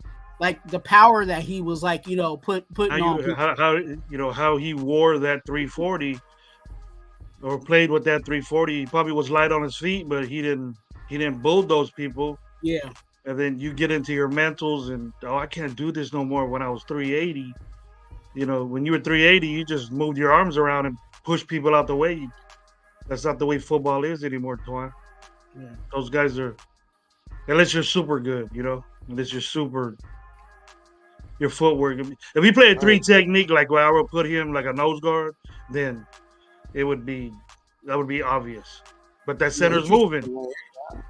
All centers are lighting the ass now. So Raider P says Byron Young gets the 4th spot. Okay. I don't think. I think Butler. I think Matthew played better. No, he's talking about getting that. He's saying only 4, and he's talking about Young over Silvera, over Nesta. Nah. They're both young, but they both have different game. I see Nesta in there. Nesta was. I think the shit about. I think when AP got there and cut, Nesta Jade that first time. I think that lit a fire under Nesta Jade. You know what I mean? He got back on the practice squad, worked himself up. He showed improvement a lot. He showed a lot of improvement, I think, in this preseason. And I think that AP might have a little soft spot for him, and because he did recruit him. He is more familiar with him. You know what I mean? Being from Arizona State and all that shit. So I don't know. Maybe that's the reason why Nestor. That's not the only reason Nestor J, because he did improve, and it's not like Matthew Butler or Byron Young outplayed him. You know what I mean? So it's like in this preseason. So it's gonna be close though. It's gonna be close between them three. Out of all three of them guys, Nestor J played the best out of all three of them. That's why I'm having, and that's why I'm having trouble. I'm stuck at 4. You know what I'm saying? I got Christian Wilkins, Jenkins, Adam Butler, of course, and Nestor Jade. When it comes to, Matthew Butler, yeah, there was high praise for him. You know what I'm saying? Byron Young, at one point there was high praise for him, but I don't know if I could really put them on the roster. But at the same time, I might have to, because in reality, what do we, and I'm jumping ahead a little bit, but you know what I'm saying, when you talk about D-line, you got to talk about the DNs. How many DNs really do you think deserve to be on this roster? I can only think of 4. So I think we're keeping 5, but yeah, you make a good point with 4 for sure, because that 5th guy is the guy that we have been, like, I've been arguing with Gravy all off season. Who would that Tyrese, be? you know what I mean? So it's like I understand the other 4 guys. He ain't got no name on the Raiders, bro. He's number 9. He's number 9. And we could go straight to the DNs. Now name them. The 4 that I think it's going to be, well, 5 because of that, like what I said. So I'll say the first name right there, which is I think he's going to get it because of his draft spot and all that shit. It's going to be Tyree, obviously Max, obviously Kuntz. And then you got, I think the other 2 guys are going to be Janoris Robinson and Snowden. I think both of those guys. I think both of those guys are better than Tyree right now. Snowden looked good, man. He looked like he already has some. He has some nice moves on that outside. You know what I mean? Yeah. So I like Snowden. Charles Snowden. And who's the one that's supposed to be the superb athlete, the superb Tyree footwork guy? Oh, footwork. I wouldn't say footwork. And Robinson's just like a smaller Tyree. I think Tyree got too big, bro. Tell you the truth, maybe he got too big, and he's already slow, and in terms of slow, is defensive end slow, and then saying that it's all right to put him at tackle is like, why, just like we did with Clee, we messed with his weight so much. Are we gonna do that with this dude too? True. Is he just a perimeter run stuffer, which he can't do either? They didn't let him show any of his moves. That's the only hope I'm holding on to. They didn't let him show no moves. Nothing, bro. Nothing. Do not show nothing. That's what the coach I would have played his ass all 4. I would have played his ass all 4 quarters. But I'm holding on to. Hey, was Snowden the one that batted down the ball? What happened? Yeah, he got a couple of passes. He got a sack too. He got a nice sack too. Matthew Butler and Snowden both got nice sacks in the last game. I think Matthew Butler even got it on Purdy. When Robinson and Snowden, they were in there as a dual threat. They did good together. They worked well together. And then they threw in number 9, and they fucked everything all up, all slow. But it's just crazy Robinson got a great get off. You obviously see how they must feel a certain way about Tyree or something now, because why the hell wasn't he out there playing? Well, I'm gonna say this, Gabe. It's hard not to look at the dude, because Josh told us. Josh was standing right next to him, and he goes, "This dude's a monster. He's the biggest dude out there." Yeah. So, besides Wagner, Colton, yeah, or Michael Mayer. A lot of big motherfuckers out there, but he's one of the biggest motherfuckers out there for sure. So, don't you think he'll be throwing fools around? Don't you think he'll be throwing fools around of the expectations that are put on you? Now, finally, we're starting to wrap our minds around that this dude ain't doing, maybe his confidence is low, or maybe, I understand his size. Josh said he's a massive human being, dude. I never seen a guy like that. And then, okay, but what does he do on the football field? Is he soft? Does he have a motor? Does he have heart? Does he want to play football? You know what I mean? It just looks like he's not interested in doing anything. He's just out there. Oh, I'm going to beat you with my strength. It's the NFL now, bro. These dudes are just as strong as you are. Yeah. That's why I think that we keep 5, though. I think we do keep those 5. He's going to be one of them. He's going to be one of them. God, I hate to say it, but he's going to be on the roster. Yeah.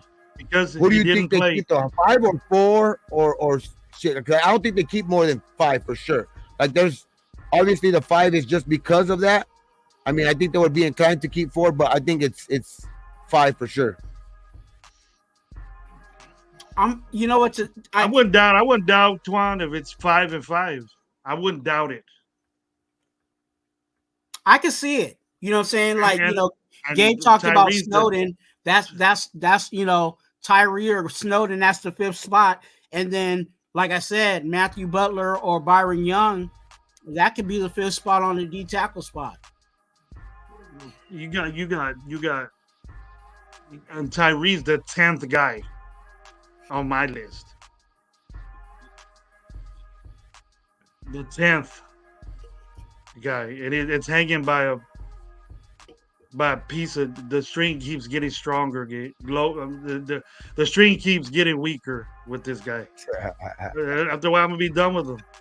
Hey, I don't call him by his name. He might come up to me and say, "Call me by my name," but he ain't gonna catch me. I know for damn sure he won't catch me. I think it's gonna be 9 and 9 on our offensive line. 9 and 9. 9 and 9. 9 and 9. Oh, okay. So yeah, so 5 on the 5 defensive ends, 4 defensive tackles. Yeah, I think 5 and 5 will be great because I think that's what I got too. Need that rotation, the constant flow going like this, and as far as the defensive tackles are concerned, the guys in the middle, you need that because Jenkins ain't gonna be able to last 3 downs, bro. No, sure no. But I think we know Max's motor. Kuntz is gonna be the same way, and don't anybody dare to say put Tyree in at defensive end over Kuntz. I got Tyree 4th on behind. He should even be 2 behind Max because nobody's gonna be behind Max. Yeah, and Max gonna go wherever he wants. Then you got to factor on our D line that we got 2 guys that ain't gonna come off the field. You know what I'm saying? Wilkins ain't going off. Just as much as we talk about Max Crosby playing all the downs. You know what I'm saying? Wilkins is that same type of player. You know what I'm saying? It's gonna be hard to get Wilkins off the field. So. Yeah, that helps, even with the road. I don't want to say it helps with the rotation, but you can kind of, maybe, take a look at some other guys. The pairs are easier to make pairs. The pairs are easier to make pairs with. You know what I mean? Because now you got 2 guys who are dominant on there too, where you only got to be worried about the other 2 spots and really only 1 because it looks like Kuntz is going to get there. You know what I mean? So. Really only 1 other spot, which you have a lot of guys to choose from. Adam Jones, Tyree, if you see him making any improvement, or Matthew Butler, if he stays around, or Nesta J. So you have a lot of guys that could go in there that are fresh, have some fresh wheels and really actually have that other spot just, kind of play good by committee. Like almost that other spot just play good by committee. You know what I mean? So, but I agree with Robinson and that, Nesta on that one side for Kuntz and Jenkins that were good on the perimeter side. But if you go with the nose, that'll be something. If you want a bull rush, you can have Nesta there, or you can put number 9 in there. Yeah, that's one move he knows. That's one move he does know, and he is strong. So I mean that's the one probably thing you can use him for. Blown up by centers, bro. That's gonna be really bad. That's really bad. That's the last resort right there. That'll be the last resort. He's strong as fuck. That's one thing I have seen in him. He is strong as fuck. That's the one thing I have seen him. So if he starts getting pushed by centers, that just means he's really not able to use his, not knowing how to use his body. You know what I mean? Because he shouldn't be getting moved around like that with that frame, that height, that muscle, whatever like that. He just shouldn't be getting moved around. Especially because interior linemen are smaller guys anyway. Yeah. You know what my fear though? You know what my fear though is, Gabe and Gravy? I hate that, they always say history repeats itself. I hate the fact that we're in this limbo with a D lineman. We did this before. Right. We did this with Cleveland Farrell. Oh, we're gonna play him on the outside. Oh, we're gonna play him on the inside. We're gonna play him on the outside. We're gonna play him on the inside. And linebacker. Bro, we did that with Jihad Ward too. Remember? Yeah.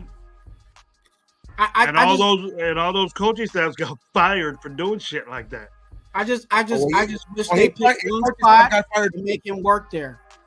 Hey, Gravy, his coaching staff got fired too. Yeah. So that's not nothing new. You know what I mean? His coaching staff they did get fired too, but it's important, Gabe, being a defensive tackle, and we all know this now that's the way the game's going. You need to stop the run. You have to do that. You got to make these running quarterbacks. They're not developing these young quarterbacks that are mobile. They're not developing passing, abilities like the guys that stand in there do. It's night and day, bro. You know what I mean? Let's look at the immobile guys.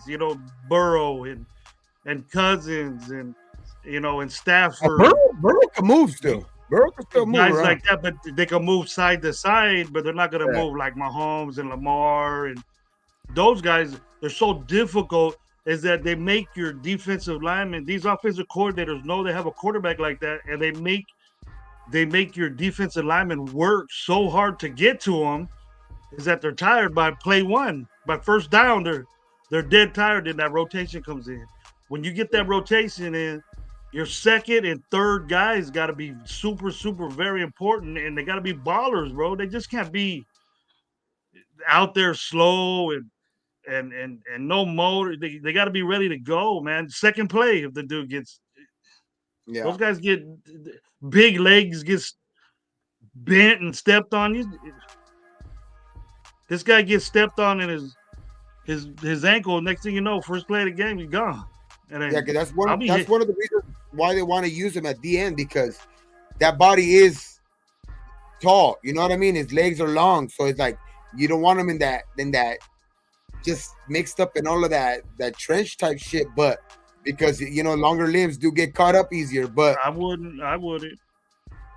But hey, if he is effective there, I don't really, regardless of where he plays, as long as he gets to be where he goes, and then they keep him there. You know what I mean? Like, I don't want to see, like you say, keep experimenting him here, and then making him gain his weight or lose weight. Like, that's how we messed up with Clee. That's how we messed up with Clee. If you see improvement at defensive line and like, you know what? Okay, like, let's just focus on that. You know what I mean? Like, don't try to like flip flop it, because okay, now you start seeing a little bit of progress that he's making the defensive line. Okay, so now he could probably move back to the defensive end because he's making progress there. Let's move him here now again. That might end up fucking up his whole progression.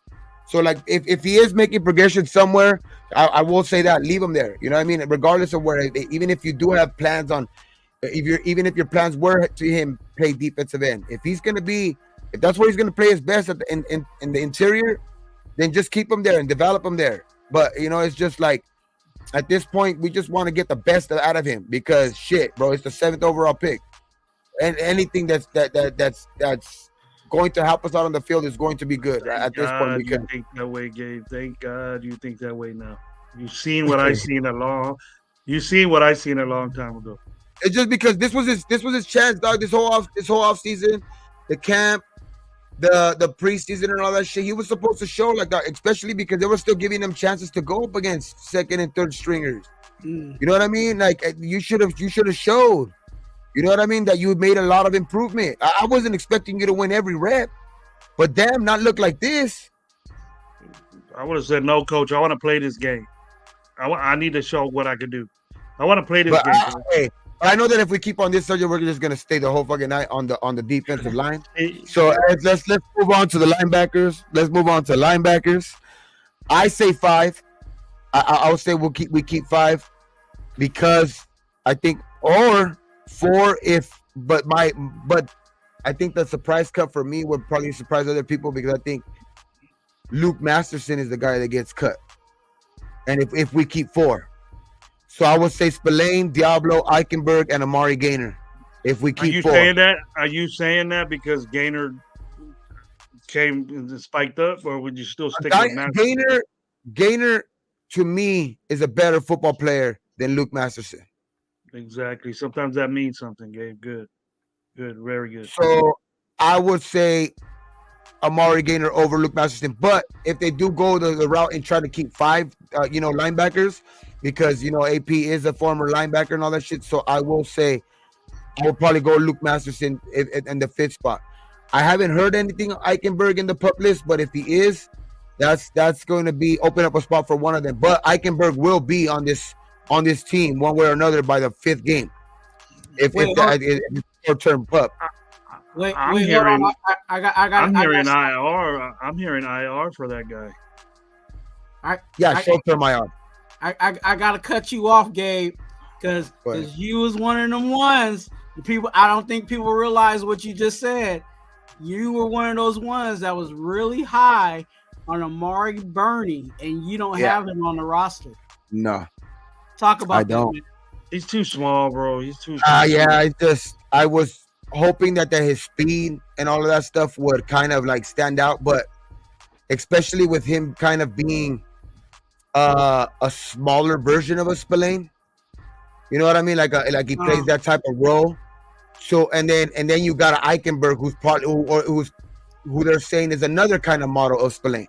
You know what I mean? So that's where I think he's kind of like the odd man out at that position where like that Mike linebacker, you're gonna kind of be that odd man out with those other 2 guys in front of you, especially with AP kind of like talking up Eichenberg kind of in the off season, or you see like his eyes light up when he talks about a guy like that because he likes that dude's instincts. You know what I mean? So that's the reason why I'll go. I do see Bernie though.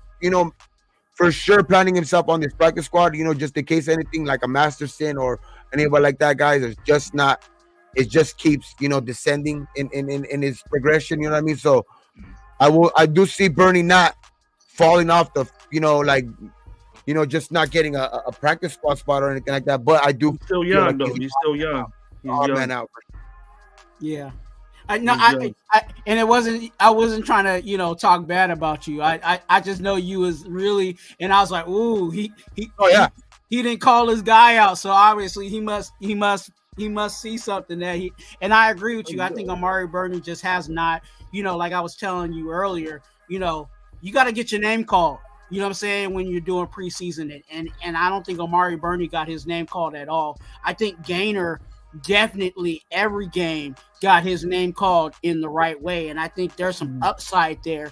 You know what I'm saying? I think Gaynor has some things that we haven't even tapped into. When I started looking at his highlight tapes and stuff like that, he's not only just a linebacker that can cover and stuff like that, like a traditional linebacker. He has some pass rush to him. You know what I'm saying? So if Patrick Graham wants to get a little, a little freaky, you know what I'm saying, he can have Gaynor out there, you know what I'm saying, getting after the quarterback. And for me, I got 4 linebackers, especially in this defense, especially when we only tried out primarily 2 linebackers.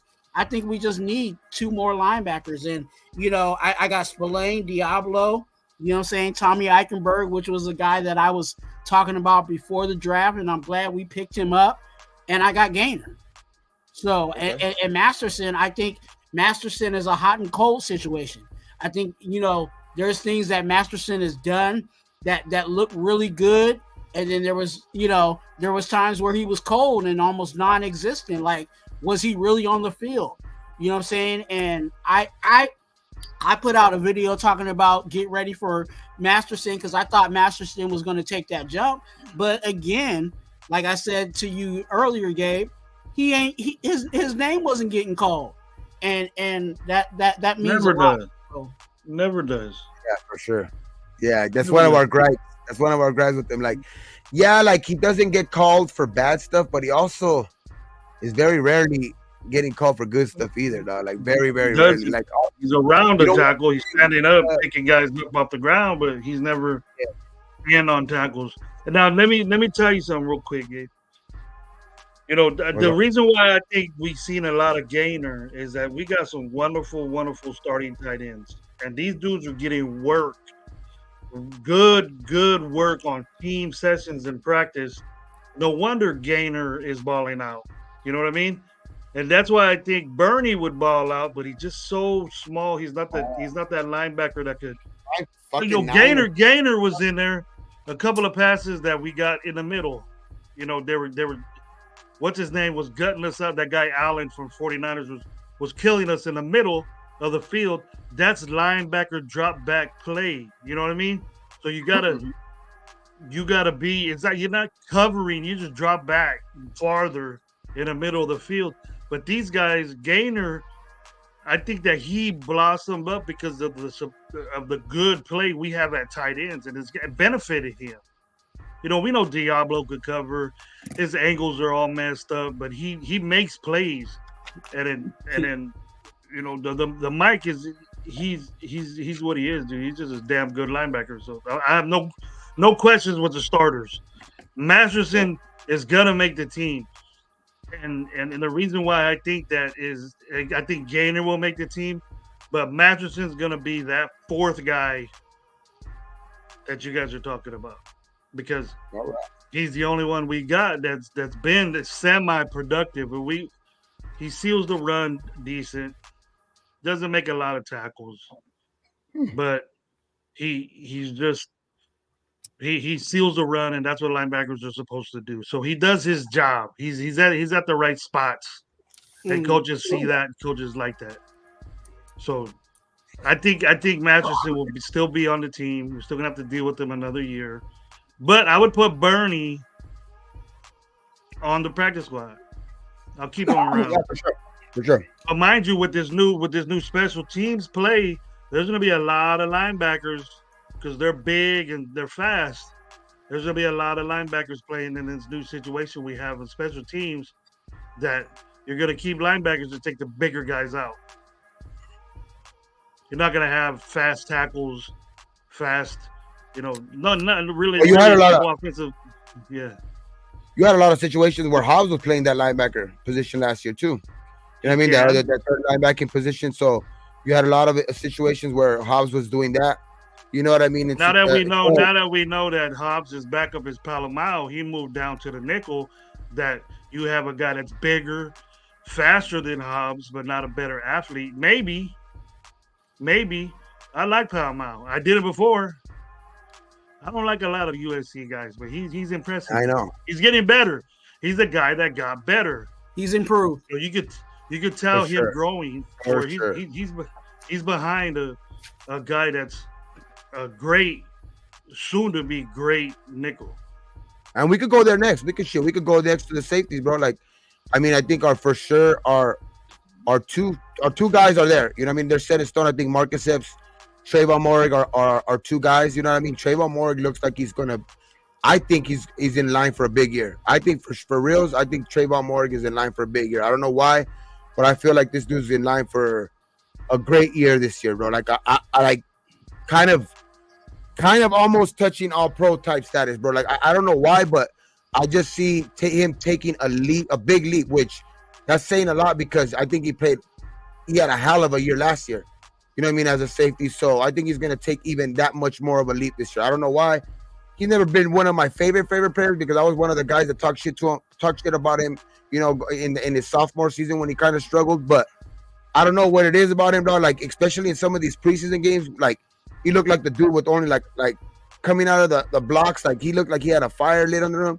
You know what I mean? In some of these games, was around all the tackles, you know what I mean? In that first game against the Vikings, you know what I mean? And it's just, I have a big feeling Morig looks like he's gonna have a big year, you know what I mean? And then I would say, like you said, Isaiah Palomalo will be that third guy, and Christopher Smith made a big play for himself and he did himself a big favor in this last game, dog, with that interception. You know what I mean? Because that was you know, a lot of the times where it's a tip ball where it's a tough ball to catch. You know what I mean? It changed directions and all that shit. He kept his concentration, dove for it, caught it, got up, had the awareness to kind of run it down the field and pick up big yardages. So I will say we keep 4 safeties. I think Trey Taylor is a draft pick, but I think he might, for all of his shit with in the preseason and him being hurt recently, he might be one of those guys that, like, I think they might use that stash thing, like that one thing where they could stash him and put him on the PUP list and stash him for the whole year. You know what I mean? He might be one of those guys, a Dalton Wagner type of guy, a Sincere McCormick type of guy, where they stashed those guys for a year. They redshirted them basically for a year. I think Trey Taylor is going to be that guy. I don't think he gets an actual roster spot. I think Trey Taylor's gone. Christopher Smith. I've been on this dude. He got better. Morig, those 2 that we have back there are they're just playing such good coverages that nobody gets us deep, and that's their job. And to come up and make tackles, we don't have a problem with none of them doing that. We got 2 good safeties back there, and then I don't know why everybody complains that Epps is this and that. Epps is a baller, bro, for our defense. He's a baller. AP will tell you that. He is, bro. Solid. So he's solid. There's nothing wrong with Epps. Chris Smith, Palomau, you can put him there as a safety, but that's your 4, bro. That's your 4 right there. And then Trey Tucker is what you said. I wouldn't save him. Even I don't care what you did in college. Who? What are you doing for Trey Tucker? For Trey Taylor. Guy from the Trey Taylor, the guy from the. No, but I say, like, the only reason I say that is because if you're gonna probably stash a guy away, because he's a rookie, if you're gonna stash a guy away and you have the ability to be able to do that, because I think you could do that too. I don't know how many guys have that, how many roster spots, not roster guys, but before the season starts, if you put a guy on the pup list, you can stash him away for pretty much the whole season. Yeah, like a red shirt, like we did with the 3 guys.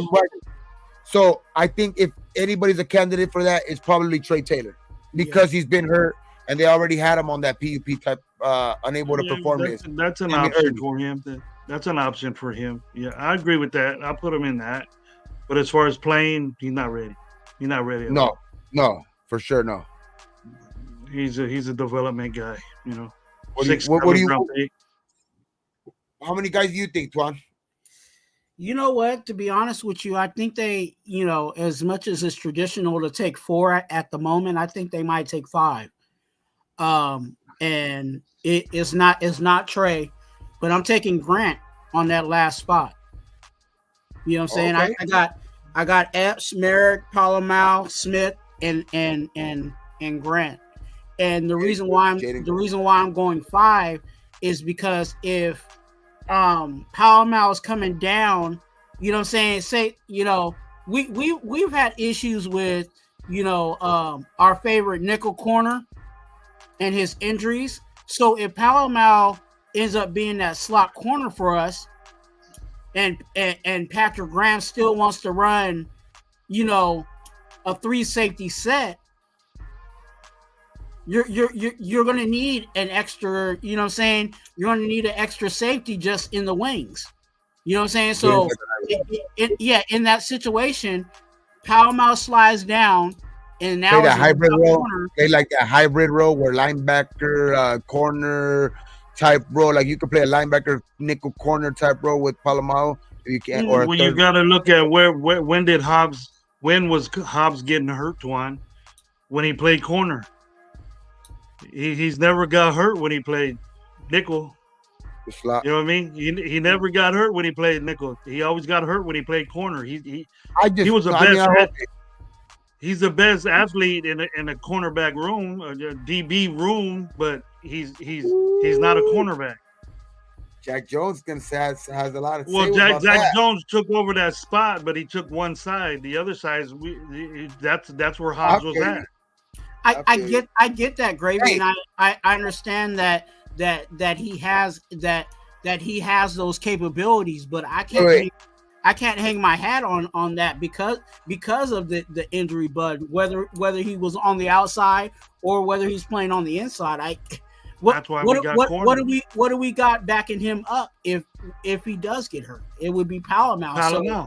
you would need another safety if Patrick Graham wants to run the 3 safety set that he normally does with the 2 linebackers. He usually does the 2 linebackers, and then he has the 3 safeties doing what they do. So you're going to need an extra safety. So that's why I'm taking 5 in this situation. Okay.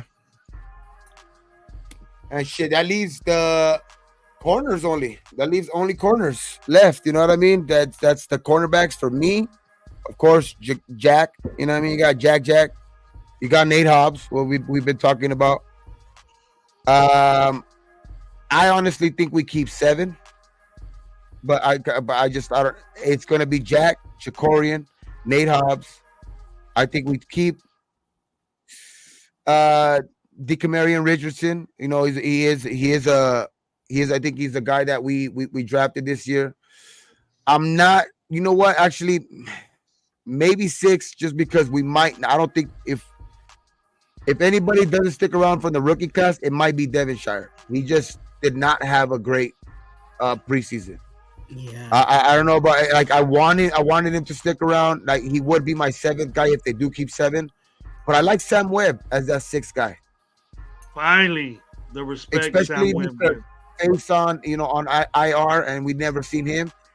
If they don't go out, you know, and try to go out, because I mean, AP did say that they might go out and look in the waiver wire in this position. But as far as, like we were saying earlier, the guys that we have on our team, and, you know, tomorrow for the 53, I think Sam Webb would probably be a guy that makes it if they go with 6 tomorrow. Like, Sam would be my 6th guy for sure tomorrow. We know that Lattimore is gonna be out there, bro. I got a feeling. Now, you could get rid of 2 of them guys and then have Lattimore there. I heard they've been in constant talks for what's his name, the linebacker from over there, the one that I was talking about last time, Mario Davis. They've been in constant talks with that, like they're trying to get that shit done, but there's still no word on it. But who knows, man? Tomorrow's gonna be a big day. Gonna be a lot of cuts. Teams are gonna need to know where they're gonna need a little bit of help, especially with a lot of names out there. So tomorrow's gonna be interesting for sure. But those I would think be. this is the room. I think this is the room that they're talking about the most right here is corners. That would round out my 53. Those 6 guys would round out my 53 right there. I got a couple more to go, I think. I think I got 4 more players. After the you still need I got less quarterbacks, less running backs. I had less linemen. No, we had 10 linemen, right? Yeah, you had actually two more linemen. You said 10. Oh no, you had 10. We had 9. Yeah. Yeah, so you caught up one that you would have like another guy to go where you see, like in your case, you would probably be able to designate a guy like a Tyreek Wilkerson if you had an extra spot available like that. You know what I mean? Like you probably be able to designate him as that. But well, I think Wilkerson's on the team, bro. Wilkerson made the team. Shit, there's no doubt in my mind. That's why I'm saying, like, you probably wouldn't be able to designate him as just label him as a kick returner. You know what I mean? You would have to put him in some position group, which that's why I'm saying. I was like, I had 6 guys left. That's why I say 6. I mean, 7, I don't think they're going to get to 7. There's no way they get to 7 because, well, in my case, that wouldn't be possible because there's not 54 spots. So Sam Webb would probably be that 53rd guy, but on the verge of. We still got that guy from Australia on our team. Who? Australia. Where's he from? He's from Europe, and you get an extra roster spot if he's on the squad or Oh, something. David Agoa. Oh no, he got cut today. He got let go today. Well, that's an extra dude you can keep plus him. So But he didn't even count. Yeah, he didn't count because he was. That's a free watcher spot you get if he's in a rotation. If he does, what you never know. That's a free watcher spot right there, Twuan. You can have 54 players in. I think they waived him today, though. Well, they waived Woo Governor. Yeah, I was high on him. I was one of the names earlier too.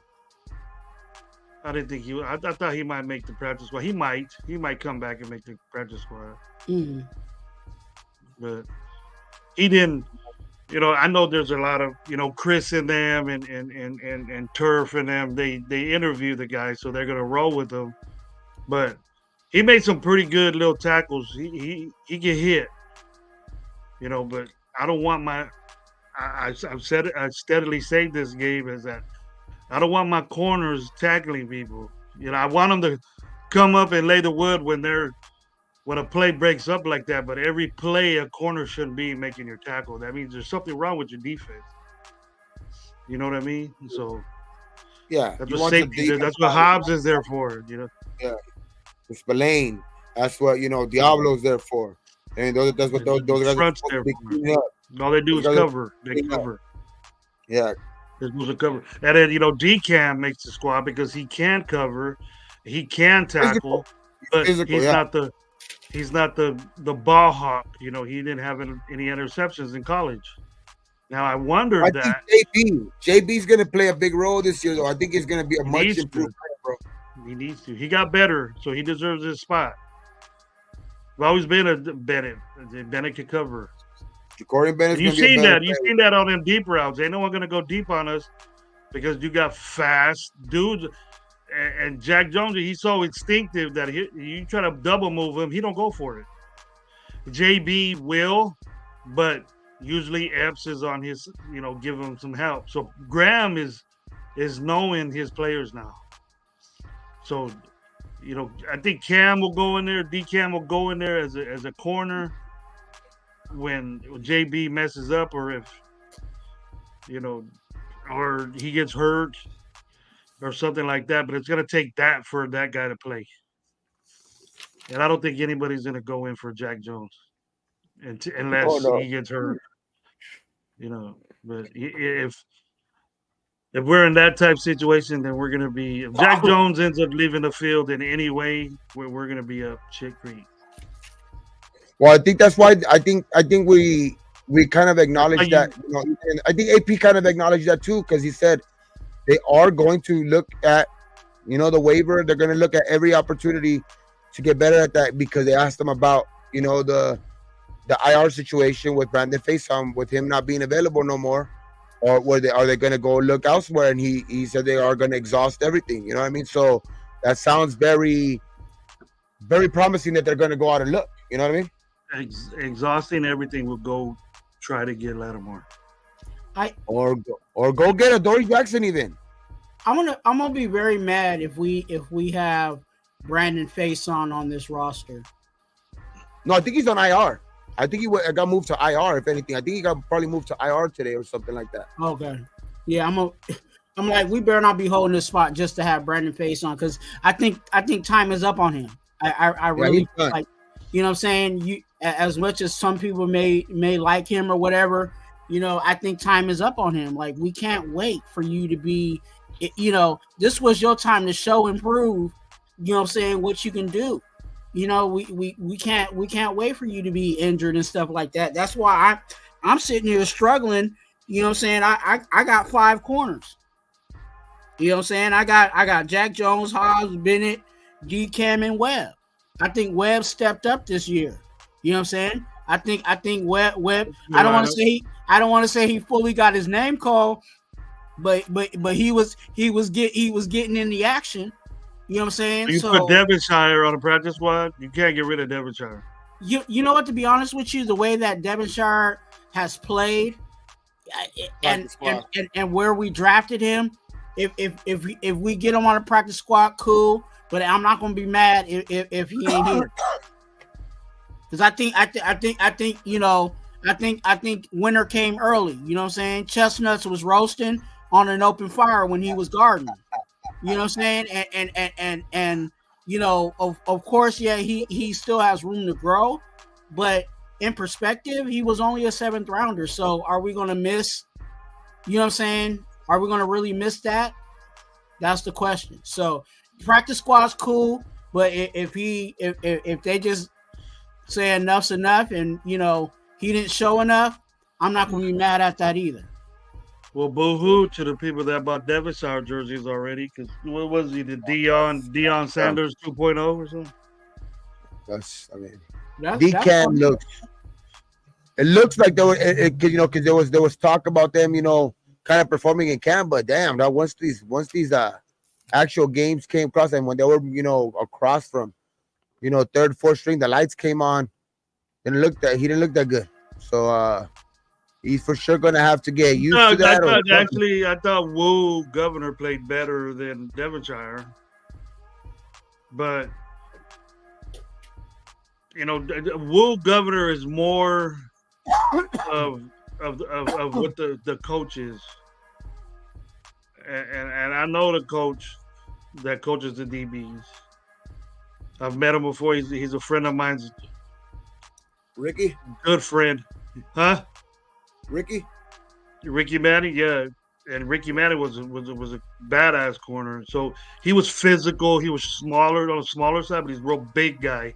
And Will Governor reminds me of him more than Devonshire does, and it looks like that's the type physical guys he wants, but taller. That's why you got DCAM, because he was a physical guy.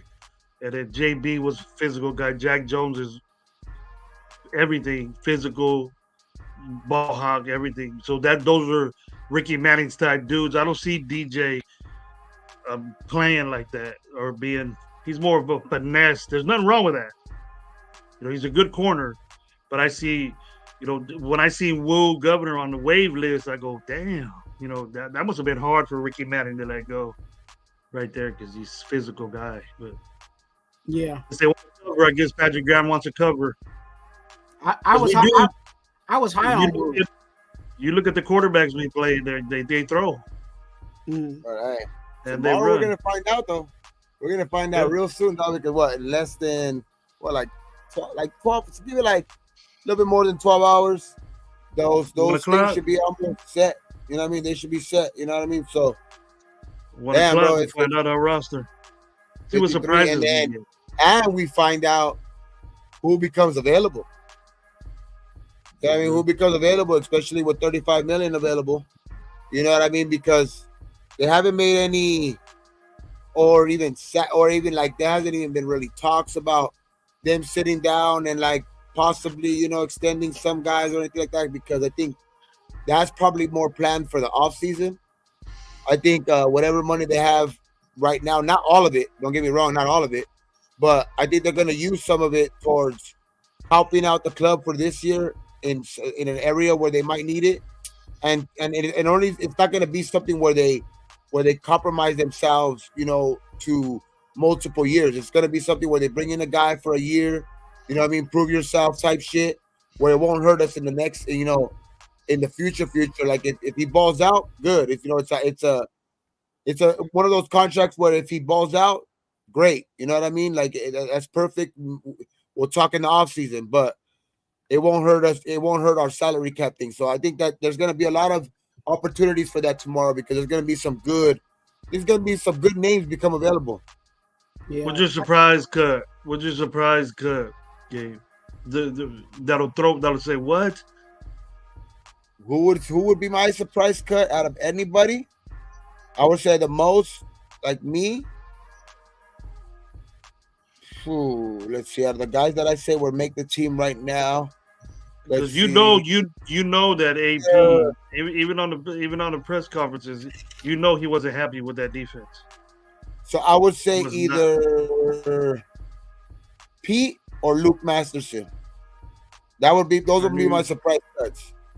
Andres Pete or Luke Masterson. Those will be my guys. The two names that I would say on the offense and the defense. Well, I would say surprise cuts if we cut them because they're more likely kind of like not penciled in, but those were guys that were kind of brought in to make the team, for sure. You know what I mean? Especially because they got signed in the offseason as a free agent. And not Luke Masterson, but he's been in this a guy that's been in here who was a starter. You know what I mean? At one point in time. So I think that would kind of be a surprise cut. But Andres Pete was, brought in here because he's a veteran who knew his shit. But I would say between them two guys. Pete and Masterson. So basically, in certain situations, Masterson's a starter, and Pete is a second string tackle. So because those are big waves right there, bro. The only reason I say Masterson is because they might have seen enough in Gaynor to play that role. Do you see a lot better of a player in Masterson than Gaynor? Longevity and being in the system a few more years than Gaynor was. No, I think Gaynor would take it. I wouldn't be surprised if Masterson gets tossed. Masterson's not going to be on a practice squad. He's either going to be that's it or he's going to play. Yeah, but I would say those two guys. One of those two guys would. Because he's the first linebacker that goes in. He's the first linebacker that goes in when you're in a certain situation, and can Gaynor take that role? What's yours, Twuan? You know what? Okay. As much as I was very high on him coming out the draft, my surprise would be Nesta. Because if Nesta gets cut, my favorite word, and for those that know me, then what? Like, we can't go into this season relying on Jenkins. I love Jenkins. I love Jenkins as a player, but just him alone, that's dangerous. Then why get rid of Nesta? So that's why I'm saying it would be a surprise cut. Yeah, okay. And so would you be upset though if they kept Byron Young over Nesta? I think that would be politics more than anything because Byron Young is a higher draft pick over Nesta, but that's a tough situation. Was it the same draft? Was it the same draft? They were picked in the same draft? I believe so. I believe so. No, but that would be quick because Matthew Butler also too. They Byron Young, Matthew Butler, Nesta J. They kind of both had their moments in this last game. All of them. I would say all of them because even there was one play where Byron Young went in there on a double team, held his ground. You know what I mean? And clogged up the lane and shit like that. And that's what you want to see in your big guy. You know what I mean? Be able to take on a double team like that and not get moved. You see him fucking. I guess I seen a breakdown. I'm not too sure who it was. I wish I could give him credit right now, but I seen a breakdown of that play too, especially with Byron Young, where he was getting double teamed like that. Like he took not one step back. Like he just dipped his leg. Where that's what you're taught as a defensive lineman to drop that anchor. You know what I mean? Drop the knee, drop the anchor, and he held up both offensive linemen, bro, and not he stood his ground. So you kind of see plays like that where if he could do that more often, that would be good because that's what's needed to in the run game, especially to stop the run. But Nesta J would be kind of surprised for me because like I said earlier, that's the familiarity, I think he has worked himself up to be a better player than he was last year because kind of was a little bit different when I don't know what it was between him and McDaniels, but like that shit was just not a good. But it kind of lingered over. Didn't he? Yeah, and it lingered over. If those pig message and then he's it. And it lingered over with AP too, because AP's the one that ended up cutting him. You know what I mean? He's the one that ended up the one that ended up letting go off. Obviously, he's the one that re-signed them to the practice squad later on, but it was like, I think that was a big learning experience for Nesta. You know what I mean? So that's what I think and I think that's where Nesta kind of picked it up. You did see him pick it up. He was making some plays in this preseason too. You know what I mean? So you can't discount his effort either, bro. Regardless of where any of these guys were picked, but that would be surprising if they kept Byron Young over Nesta. Yeah, I would be surprised too. Well, mine is that I think you're right, Gabe. You enlightened me with that I think AP has a soft spot for Masterson. And that made me think a little bit. You know, you can't do that as a coach. You got to get the best player. And if Gaynor outbeat him, outplayed him, start Gaynor. So, but can you afford the gameplay and the reps that Masterson has? And with Gaynor, that really doesn't have anything but really preseason. So fucking it comes out here and then my other one is what Twuan said. He threw a name out there that I didn't want to say because I don't want to put. I've always liked him, and it's Webb. I think one of these young guys is gonna take Webb's spot, and then for no reason at all. That Webb is a good corner. When him and Hall were here, him and Hall were our corners, our backup corners. I thought that was our next phase of badass corners. Well, he made that play for that interception. I know Chris Smith got the interception, but he made the play on that interception. He made the play. He covered him, and he can do that. He does it all the time he's in there, and I don't know why he doesn't. That was on Purdy too. I don't know why he doesn't get enough props for that, but maybe AP will dig in his soft spot and keep Webb around. But though that having Webb gone will be a very big surprise for me. I think Faison's gone, like either IR or PUP for a year. That's 2 years with this guy. We depend so much on 1 year he had as a Raider that he's gonna do it again. Really. Was it a couple of games? Was it a couple of years? Really, like his first couple of games that he came on the scene, he filled in really good, and I think that's what the Raider fans kind of got onto it really, I understand quick. That, bro. I understand how we as fans have this little tingle in us. We can't get rid of Faison. He's a veteran presence. To me, veteran presence is a guy like it's not Faison to me. You got Jack Jones there. Jack Jones balls out. That's enough veteran presence. And I've always said, if you ain't got that inner dog in you already, you don't need Marcus Peters. You don't need these guys to show you how to be a football player. You know what I mean? They know already how to do it. And then just listen to Graham, listen to AP, listen to your coach. That's enough. That's enough guys right there to teach you what to do. And it looks like some of these guys are learning that, like Hall and DCam and JB.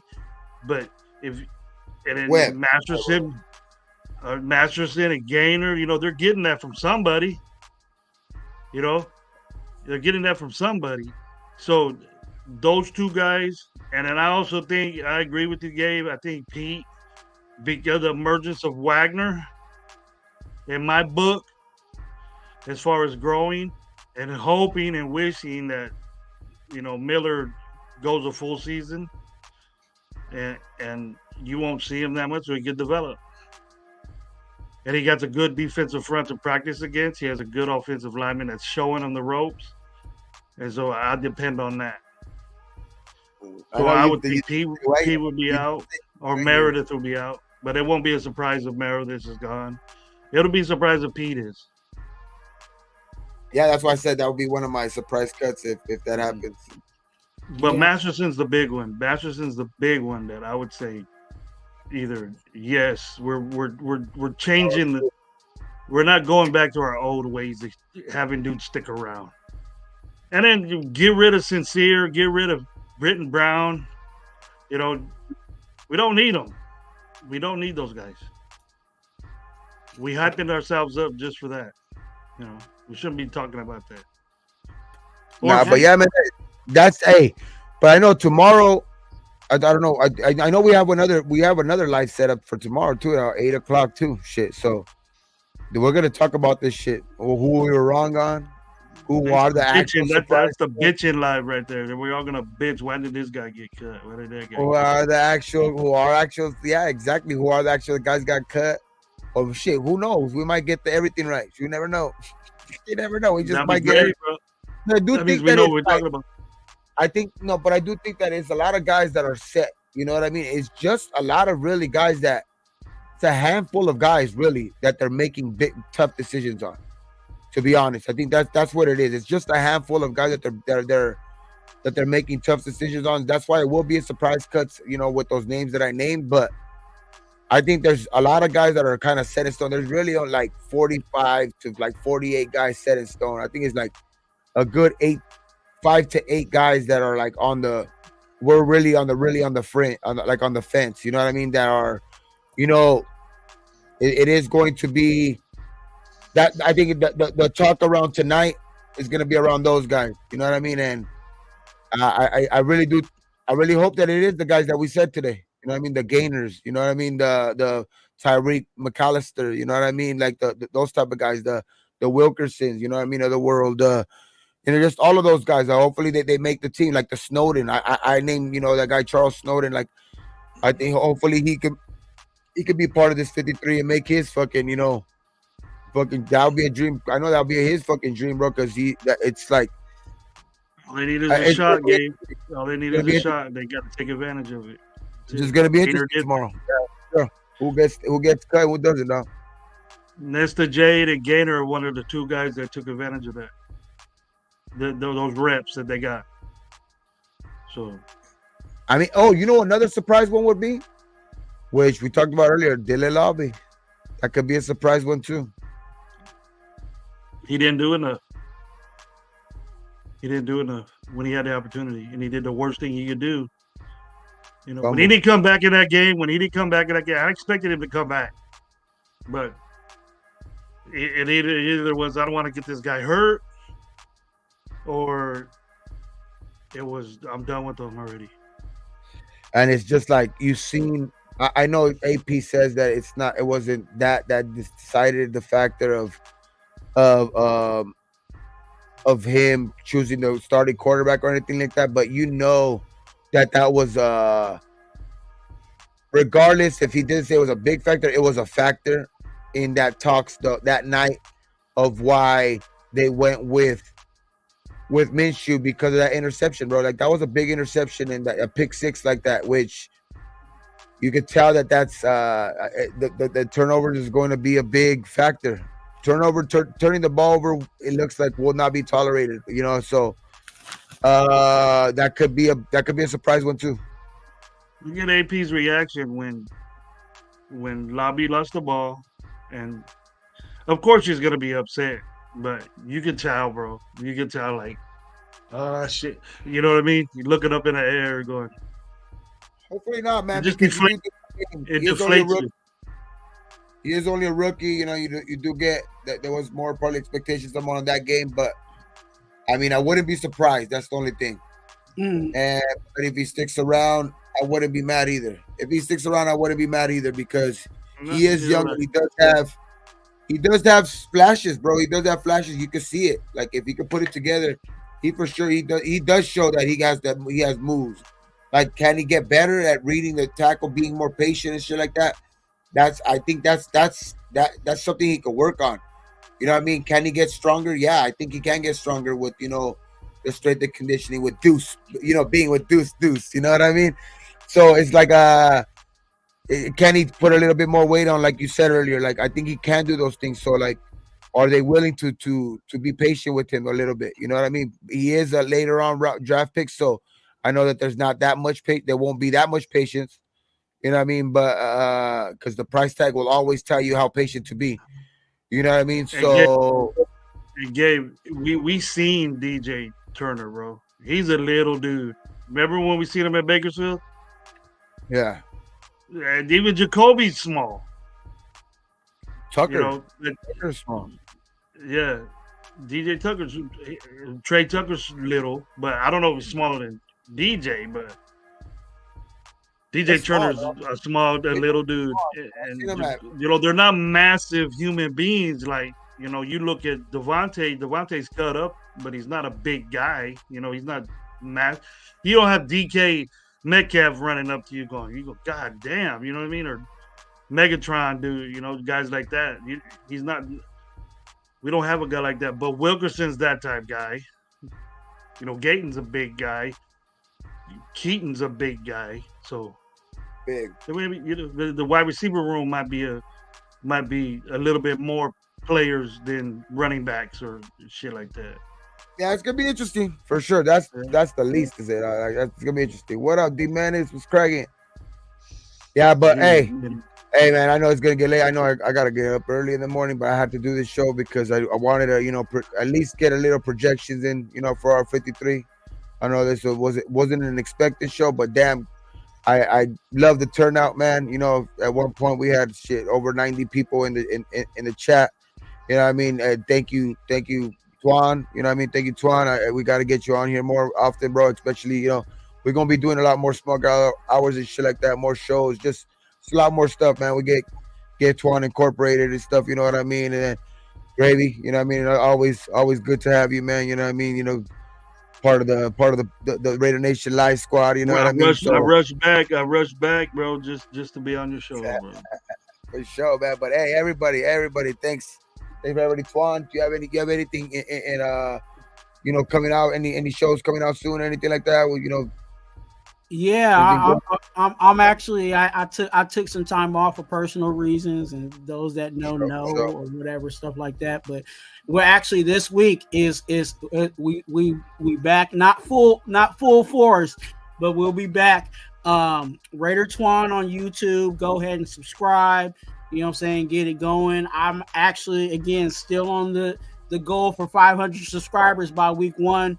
So if you can help me get there, you know what I'm saying, you might get a chance of winning some game day shoes, which are some black Air Forces. So you definitely want to do that. It's completely free, and you might get some shoes in it. This week I will be going live. That's right. I'll be live on Wednesday. New time and new day. 2 for One Nation podcast with my brother Eric from the SE Raiders Talk. We will be live on Wednesday at 6 p.m.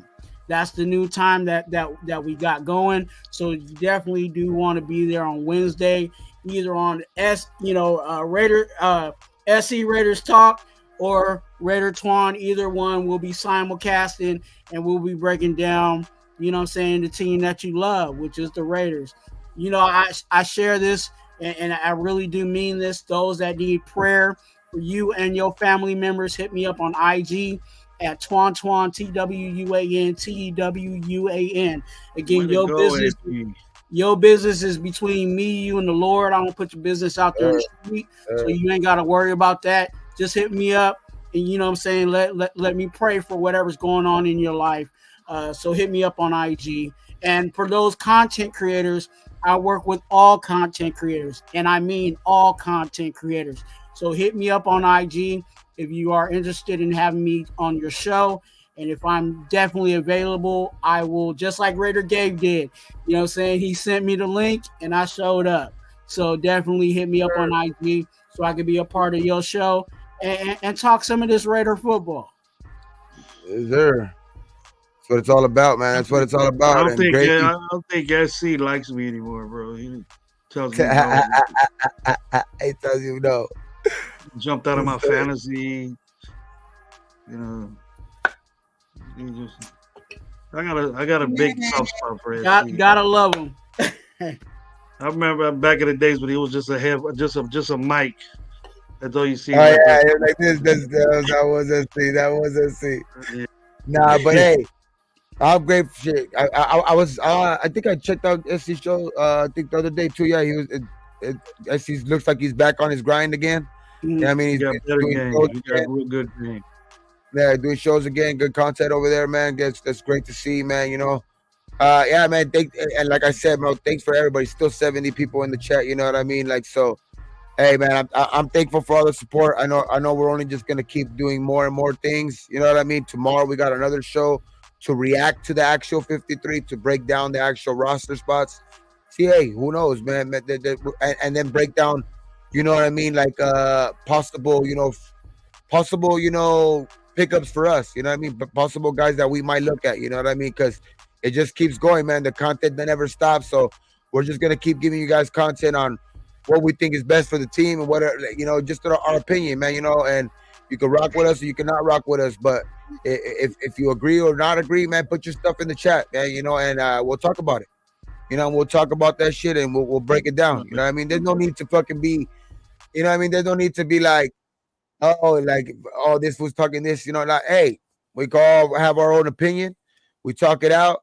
We could agree to disagree. And then, but the one thing we could all agree on is we want the fucking Raiders to be good. That's it, man. We just want to win. Just win, baby. That's it. And that's basically it, bro. And like I said, man, always, this is the smoke out hour. So I will be taking a rip out of this. But hey, if you guys got anything left to say, man, say what's up. So, Gravy? Got anything, Gravy? So, Raider Nation Live tomorrow, 8 o'clock. We'll probably do a reaction show. But I got football and I'll holler at you guys after. But I just see my daughter right now, so I'll be muted real quick. So, but I'll come back on if you guys talk for a minute. No, I just gotta take a little rip, finish the show off, with the cool little rip, and how we always finish our shows. You know what I mean? So let me just take a rip real quick.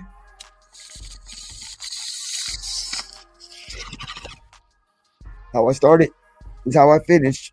And you know what I mean? I know Gravy's, a little bit busy right now, but we always end it on the count of 3. 1, 2, 3.